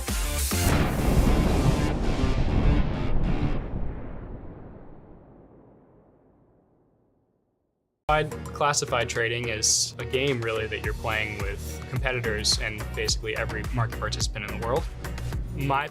Welcome back to the Junior Speed Chess Championship quarterfinal between Nihal Sarin and Christopher Yu. Nihal has a 4-point lead. He started with 4-0 and he has kept it going. We are here in the most exciting portion, the bullet portion, a 30-minute bullet portion, 1+1. What do you think, Keti? Do you think Christopher will strike back, or do you think Nihal is going to keep the lead? The game has kicked off, and chat, what do you think? Oh, that's I think we might hear some changes of the situation, but if Christopher gonna score here some points, then Nihal will wake his demon, inside demon, and he will play as he likes to play in Blitz, as his rating, as you can see now, is 3,224. This is not a joke, Shri. This is not a joke. His rating is too high. Absolutely, Katie. It's not a joke at all. And during the break, we were talking about how strong Christopher was in bullet. He was 2992, almost 3,000, a very impressive bullet rating. But imagine having a rating of 2992 and still being outrated by about 230 points. That's the case Christopher is in right now. That's the situation he's in right now. And Nihal with a bullet rating of 3224. I think he's below only a handful of players like Hikaru and maybe Alireza, maybe Danya. I can't think of anyone who has a higher bullet rating than these guys. So that's a lot of rating, and that clearly shows, the rating clearly shows his strength in here. Let's see, let's enjoy, because we're now looking at the game of one of the best bullet players, so it's time for us to enjoy this. Show you what is going here, who is standing better. Knight d4. What a nice fancy move, Katie. Just as we were turning our attention to the chess part, I think black is slightly better here. These pawns feel a bit looser, a bit weaker. Black has no weaknesses relatively. All his pawns secure and compact. But white spawns a4, b2, c4. I think clearly bigger weaknesses. And I think he should be able to win one of the pawns now. The d5 pawn is falling. So if knight e4, he just takes this and takes that.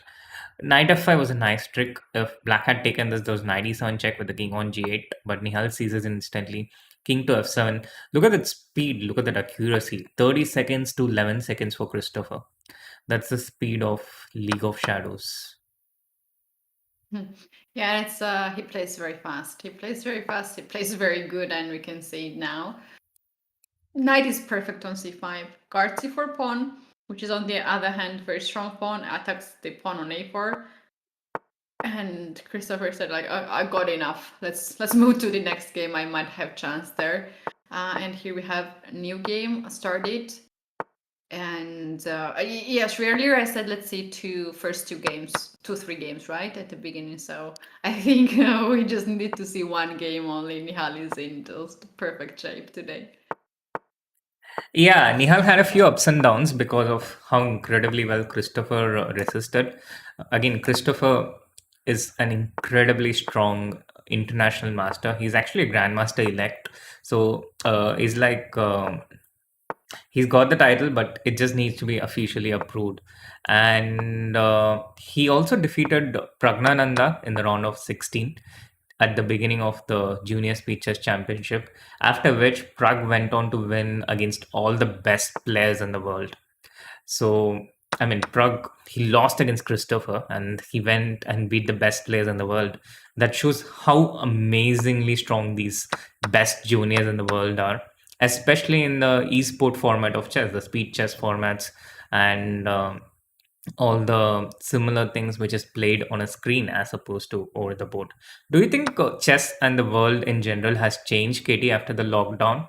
And chat, what do you think? Do you think chess has changed as a game? Has it become more of an esport? Has the component changed things? I will express my opinion later, but first I want to hear what the chat thinks.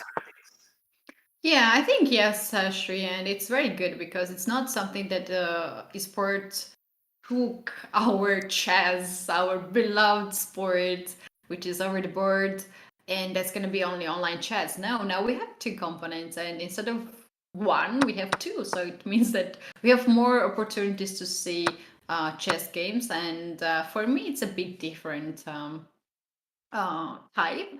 And if you don't have these abilities to travel a lot, spend money for your traveling, you can just train and be very good at online chess. And prizes are incredible, Shri, including this tournament here, and also the other tournament that you were referring earlier. It's not bad at all to earn money from home without any travelings, just play once in a while from home.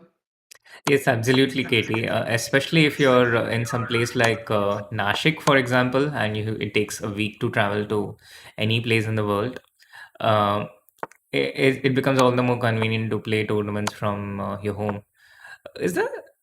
Is that a city of Vidit that you just mentioned? It's a legendary city. Like everyone knows, if you have like long way to travel, you just name it. Even I know about it. Yes, if you're into vintage stuff, you like to travel back in time and experience how traveling was back in the 19th century, then you can always visit Vidit's place and you will know how it feels. Okay. I don't want to see that. I don't want to experience that. So slow thing in this situation, as today I was in a huge traffic jam and it took all my nerves. But yeah, Vidit seems to enjoy it and make it as a joke now for everyone. Or is he joking about this or not? It is a joke partly. It's just that the nearest airport, I think it's like It's a drive. It's about a 4 or 5 hour drive, the nearest airport. You kidding? In 4 or 5 hours drive, there's a next country here. Seriously, I can go to Germany in that hours. Oh wow. I didn't know there was so much. Wow. Okay. Yes, so every travel he has to do, it cost him that extra time. It costs him that extra time, and it's also not pleasant to have a road journey, uh, compared to other more modern means of transport. But yes, back to the topic we were discussing, how the landscape of chess has changed. I think I personally think yes, it has changed a lot as a game. It has become. Why do I hear echo? You have echo? Yeah. Do you also hear it, chat? Ah. I feel an echo when I speak.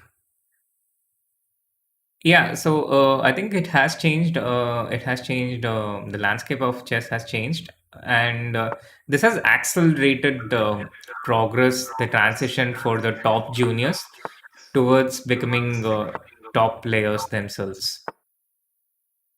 Mm-hmm. I think there are two aspects to it. One is the number of talented juniors has also increased.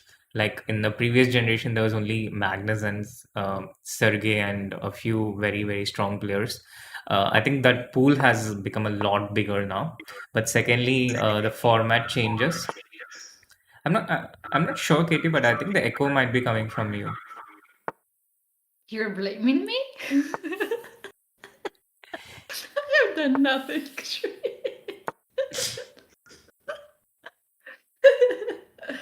Okay.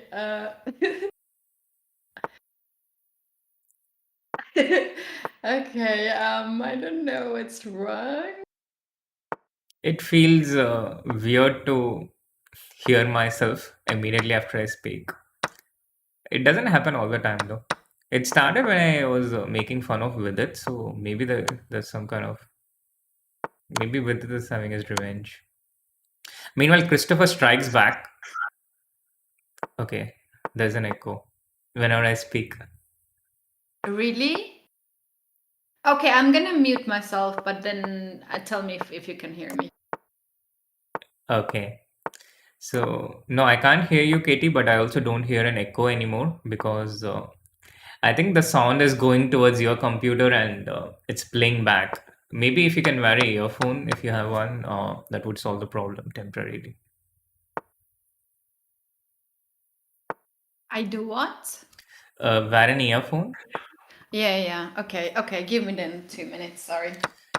Sure. Do take your time. So the match is at 12-8. We have the scores updated now, and Christopher has struck back. Yeah. So talking about what we were talking earlier, two things. The pool of strong players has become a lot bigger amongst the juniors, and secondly, the format changes. It has really made things uncomfortable for the older players. Now, talking about this, I'm quite curious where I belong.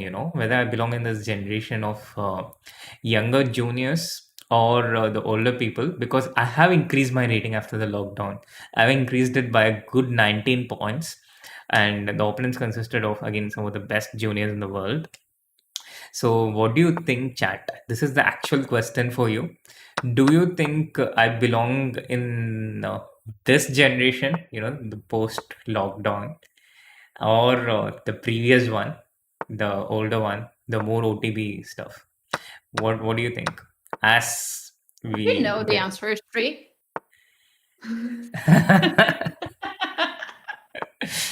let the chat talk. Just kidding. Katie, let I the did chat. not.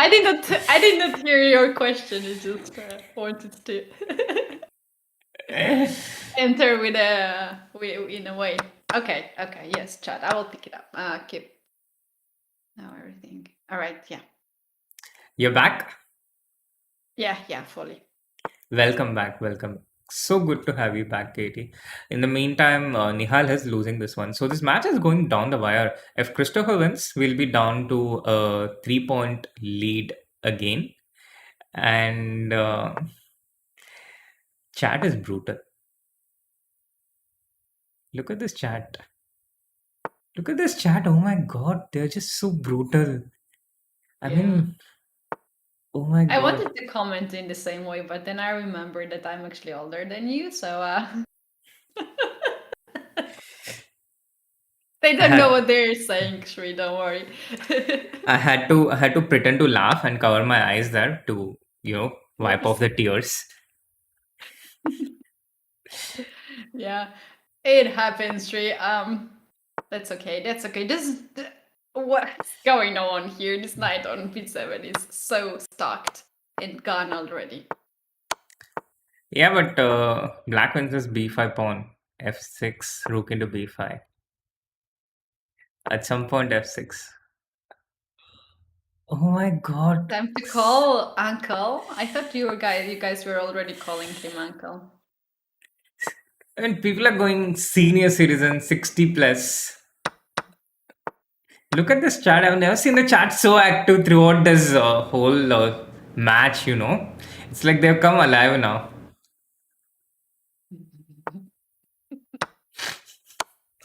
You will also, all of you will get there. Yes, just like this. Right, Shri? I know. All of you guys will get there too. Oh, that's a draw. Here we have another draw. Yeah, another draw. 12.5, 8.5 is the score. The Junior Speed Chess Championship, guys. That's the reason why I'm not playing in this tournament, but commentating. Both me and Katie, I have to include. Yeah, Shri, I just read a comment here, Grand Mine and Guepa, and I just very quickly went to the future, and I can see like ourselves still commentating when we have gray hair and bad memory. I do have gray hair though. Me too, but I hide them. You don't need to say or show that. I know, it's the same. Yeah, but the memory is the thing that you can't hide. It might not remember something. But Shri, talking about the memory, chess is a very good tool to fight this problem that all of us will have at some age. I know that many people and the professionals and the doctors are implementing chess for people to train for against Alzheimer's. So this is something that we hope is true, and we're fighting starting from the childhood. Yeah, also explains how we are still so young and blend in with the juniors. Okay, I think I should stop myself from being roasted again. Guys, if you don't see us for the next junior matches, we lost this job. So no, I'm not going to.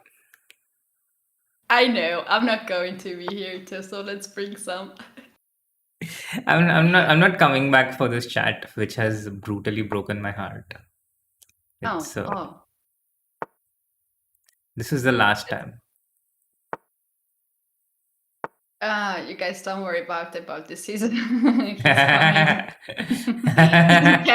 He just cannot commentate the next match, right? I won't. You can. Okay, what's going on here in this position? Why did Rook C1 Shri there to take the C6 pawn? Rook C1 was strong, but I don't know why he did not play this. It was at this point, yeah. He had Rook C1, but the D4 pawn was hanging. After King E3, Black moved the King to D7. Oh my God, they are moved so fast. But Black moved the King to D7, and again, I liked Nihal's position, but now he has some problems with the G7 pawn. It's incredibly fast action, fast-paced action, and also high-level chess. G7 pawn is a weakness. Previously, the D4 pawn was a weakness. Black had a bishop. Strategically, these are stronger components, but now I think the things have changed a bit. The G7 pawn is a weakness, but Black has the F5 pawn to attack in return. So rook e6 check king d7. I think taking the repetition would be the right thing to do, but Christopher has to fight because he has a 4-point deficit in the match. So he goes a6 and exactly, Katie. That's exactly what I was hoping for as black. And now you just lose the f5 pawn. So that's but okay. White still has no reason to lose this because he has this knight d5. But with rook d7, the rooks have to get traded, and he manages to find a way to keep the rooks. But you can't play knight d.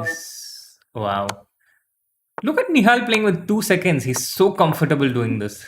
And he does this so often. If I had 2 seconds... You will not have any more. You would lose all of it. I know. I would have -5 seconds. Wow, still 2 seconds. And Christoph's time is also jumping from 1 second to 2 seconds. And yes, but I think Christopher has made some progress here. Much needed progress for Christopher. He has to strike here. There's 12 minutes to go for the match. He's down by 4 points. And now rook b7 check is an important move. Will he find it? Oh, he just has too little time. In these 2 seconds, it's just too much, Katie. It's just too much to play. And he's gotten flagged. It's so incredibly hard to make these moves in 1 second, to make these moves in 0.2 seconds. It requires incredible practice with the mouse. And Nihal clearly has more of it. Wow, that was really fast. They were both playing on the seconds, that's true. And Christopher had really good chances there in that end game. And with that, Nihal moves to a 5-point lead. It's almost unassailable. We have 11 seconds to go. So mathematically, it takes a bit over 2 minutes for one game. And even if Christopher wins all the games from here, I think it's pretty much unassailable. Yeah. That might what was the important game for both. So and Christopher clearly seems to have gone out in some tilt here because this game he's played incredibly fast, but his king is in the center out there in the open. And there's also weaknesses on the dark squares. White can also play queen g5 and pin this knight, and then try to open up a little bit with f4 e5 moves like that. So, all right, knight to f3. If knight takes knight, then queen d6 is a checkmate, in fact. And if you don't take this knight might jump to g5 h7, and why not? That's also a free pawn. Yeah, it's a free country for the white pieces. White has so much control over the board.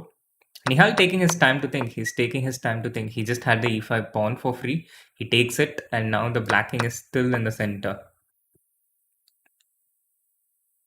Knight is pinned. For now, rooks are at this trading. Might be trading here, and Nihal is thinking. Is he thinking bishop b6, some move like that? But you have the d2 rook hanging, yeah? No, I think he's just going to play something. It was a sacrifice.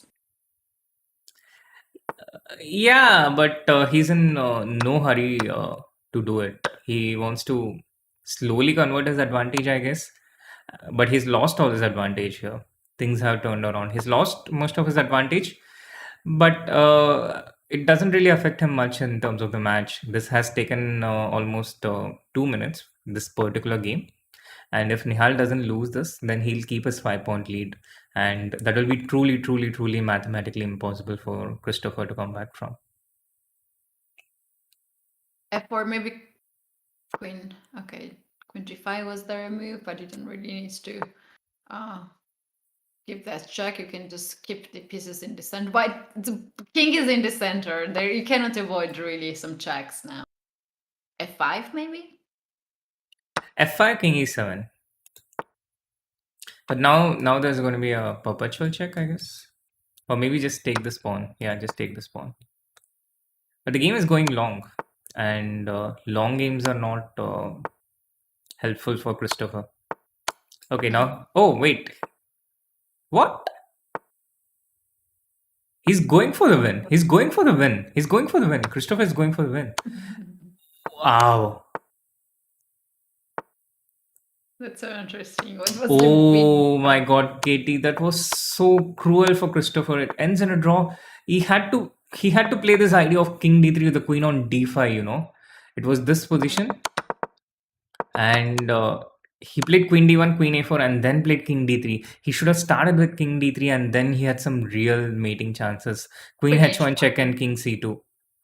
Wow.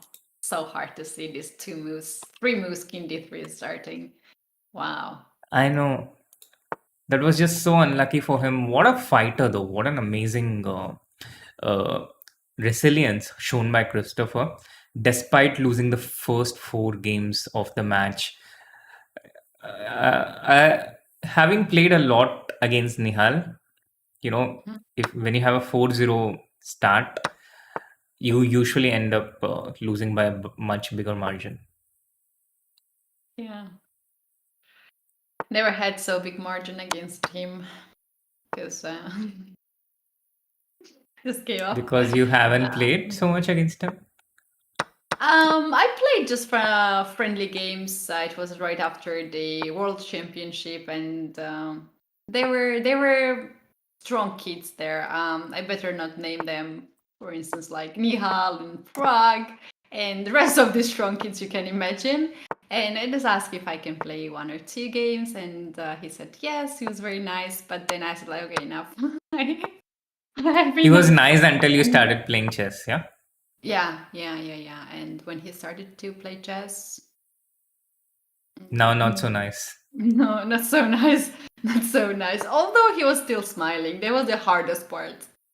I know. He just keeps smiling as he flags you into oblivion. He feels sad for you at some point. I felt this way too. He almost made me cry, so we stopped playing chess, and he continued to play with stronger opponents for sure. He didn't took the rook on d2. He wants to keep the pieces on the board. That's interesting approach. No, I mean, now I think the match situation has kind of got out of control. I mean, not got out of control, but gone out of context, because Nihal is going to win in any case. He has a 14-9 advantage. So they're just playing a good old bullet match. Meanwhile, chat, do hit that like button, subscribe to the channel if you haven't. Yeah, Shri, we have one funny comment in chat, which actually is true. Man, I cannot even blink in 2 seconds, which is true, and they played the whole game. Yeah, it kind of reminds me of Bruce Lee's speed, in martial arts back in the days. He could, I don't know, he was so fast, he could take a coin from your hand and then put it back before you even realized it. I don't know if it's true or if it's just internet Made up story, yeah. Yeah, but I can imagine. I mean, watching him in all those movies, it did feel believable. Would you go queen d3 check here and no, I would. not Nihal? Yeah, he just wants to take all the time as possible. Yeah, but I thought queen d3 check it just went into a 1 endgame. Yeah. I Okay, would go but this right is away. also winning. Because I'm scared of queens. Generally, they're so tricky and there's so many checks around. But this is very good strategy as well to Play with 3 seconds. play longer. How does So he you play with suggest 3 he didn't see seconds? that? I'm sorry, Katie. Okay, now queen. You think that he did not see this queen trade? No, I think he did. But he thought what he played was better. No, but the thing is, he's constantly playing with this 3 seconds, yeah, and he plays such good moves with 3 seconds. It's just his speed. He can make these moves in less than a second. 0.3 seconds, 0.2 seconds. Yeah, it's his name. We know his middle name now. And now, Nihal Sarin. Wait, what happened, Shri? I didn't see the score. he won, Did he Katie. draw? It's 15-9. Draw? No, he won. He traded the queen with a check. Oh, wait, what happened there? What happened? Did he have a mouse slip out there? What was this bishop c4? He played bishop c4 here. I think he was going for bishop d3. He went for bishop c4 and he just lost a piece. Interesting. So mouse slips can happen to Nihal. Bishop c4? He's also human. It's the first mouse slip as we can visibly see. Another was in this 97, right? Remember? With the black pieces. Bishop c4 97. You said Yeah, that was yeah, ready yeah. for bishop b5. Yeah, that was more of a pre-move mistake. Mhm. So Christopher gets one back, and I think that's his first win in In bullet. almost 5 or 6 games. Yeah, and the first win in bullet. No, probably not. Yeah, is it though? I don't think so. Yeah, Nihal resigns, starts a new game. Disgusted by his blender, I guess. Yeah. So this can be the last game or one of the last games. Nihal is leading the match now 15-10.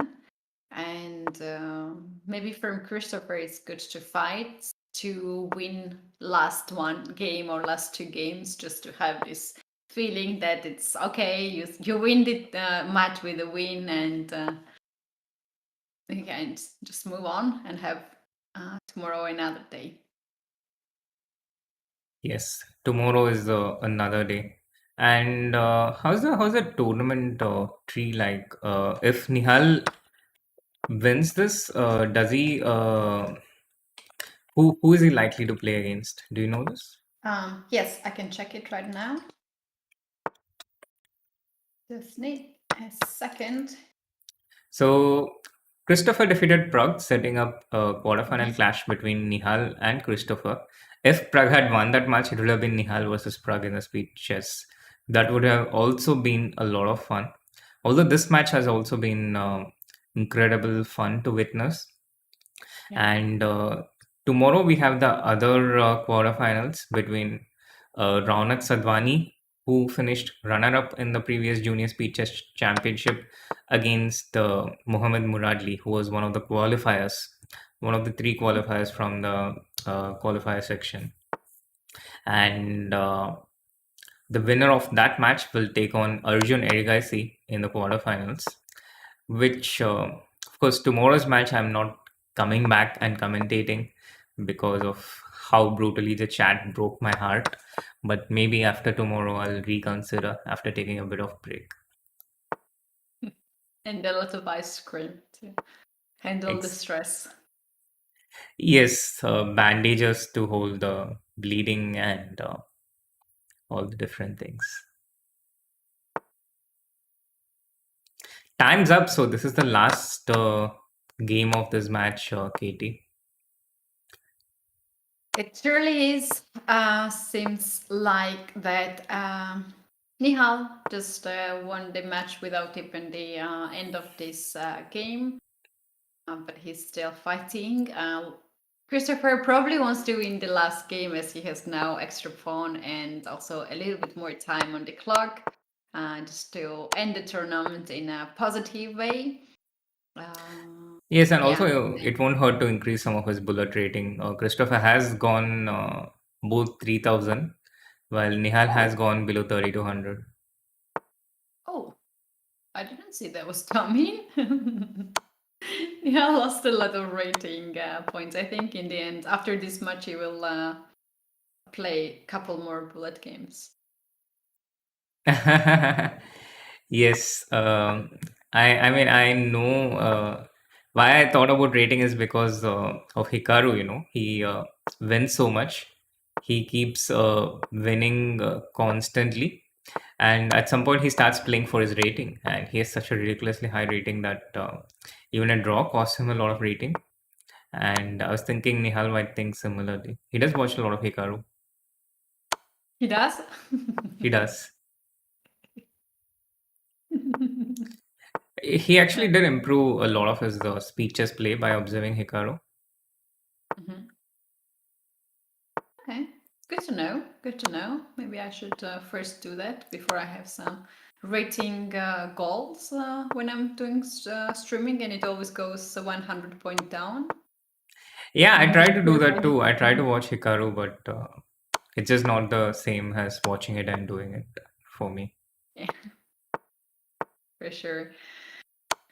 You need some time for this to adjust to play while you're streaming, and also it might be quite challenging for players to be under so much of the observation, as now they are these two players are with two cameras and a lot of people in a Zoom call, but at some point they just cannot remember that they are on the call, and yeah, they are fully focused. This match is over, Sri. And the winner of the match is Nihal Sarin.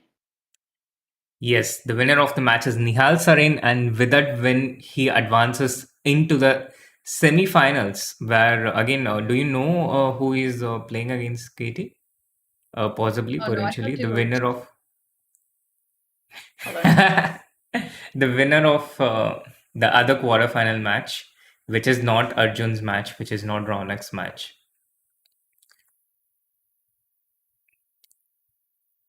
Nihal Sarin.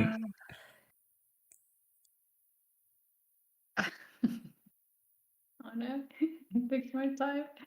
Um, So Nihal wins that match, chat, and it's been such a wonderful performance by both the players. Nihal started off with a 4-0 lead, and Christopher fought back with all his might. He played excellently. He showed a lot of resilience and character, but in the end, Nihal prevailed largely thanks to his brilliant start and the 4 point advantage that he had.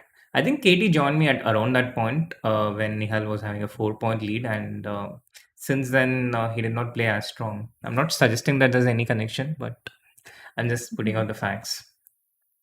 uh, uh, okay, so I can answer now. Finally, I found this, and I can see that I found the tree, and I can see that now he won against Christopher, and he will meet the winner of Brandon Jakobsen and Avander Lian. That's going to be a mouth-watering contest. Liang and Brandon, two of the best junior players from USA. Yes. Nihal already defeated one of the most promising juniors from USA, but Brandon is a very, very strong speeches player. He's very good at bullet, and so is Liang, who's a prodigy himself, a wonder, as his name suggests, and has been quite active in the junior circuits right from the under 10, under 12 World Youth Championships and other international events. So that's going to be a mouth-watering contest. But before we get there, do tune in for tomorrow's Junior Speeches Championship quarterfinal between Ronak Sadhwani against Mohammad Muradli on the same channel at 7:30 p.m.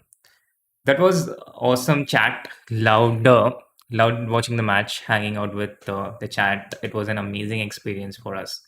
Thank you so much, and lovely commentating with you as always, Katie. I'll leave the final words to you. Thank you. Likewise, too. I had a lot of fun here. The games were incredibly interesting, even though that Nihal was always leading. Christopher put a huge fight and bounced back several times. But yeah, Nihal was in his best shape today, and I had a lot of fun with you, Shri. Always good to hear some wisdom from you. I'm thinking that I'm getting older and older here in this wisdom. and thinking that it's actually true. Now, jokes aside, I had really good time here with chat as well. As always, they are very helpful. And yeah, you guys, please come back tomorrow for the rest of the matches and enjoy watching chess. Yeah. Thank you so much and bye-bye. If Height does not win this is such a missed opportunity. Yeah. Oh, but he could even lose this. 98! No, that's too much. David, I don't know what to say. I need a moment to recover from that. This couldn't be right. Oh, Whoa, Queen H1. I'm out. I'm gonna see y'all tomorrow. What a great move. And then Rook takes G3 back. And the queen's trapped! That is one of the most amazing queen my traps I've God. seen. Wait, B5. Oh my gosh. He's losing a piece. And look at him. He looks away. He can't believe it. Oh my god. Nihal trying to give checks, but actually now the pawn is moving forward. The pawn cannot be stopped. Bishop D6. Oh, you win the time! He loses on time. What did we just witness? I think that White's position is about to collapse. Yeah, but he sacrifices again, but Oh it's not a my sacrifice. God. It's a double attack.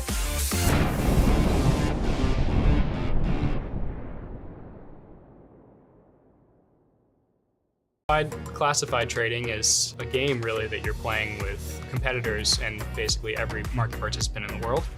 My path, I came in as a poker player, but I think that the main thing that everybody has in common is a sense of competitiveness and interest in gaming and strategy in general. Yes, you can actually use gaming skills for your career and for something to do on a day-to-day basis.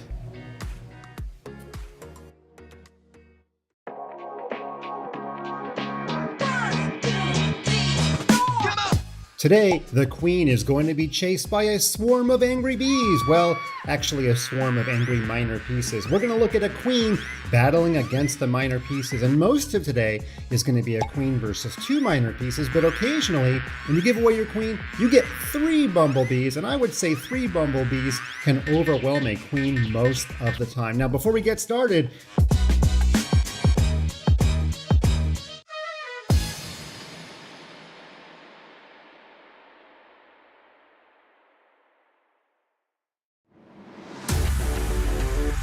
If Height does not win this is such a missed opportunity. Yeah. Oh, but he could even lose this. 98! No, that's too much. David, I don't know what to say. I need a moment to recover from that. This couldn't be right. Oh, Whoa, Queen H1. I'm out. I'm gonna see y'all tomorrow. What a great move. And then Rook takes G3 back. And the queen's trapped! That is one of the most amazing queen my traps I've God. seen. Wait, B5. Oh my gosh. He's losing a piece. And look at him. He looks away. He can't believe Oh it. my god.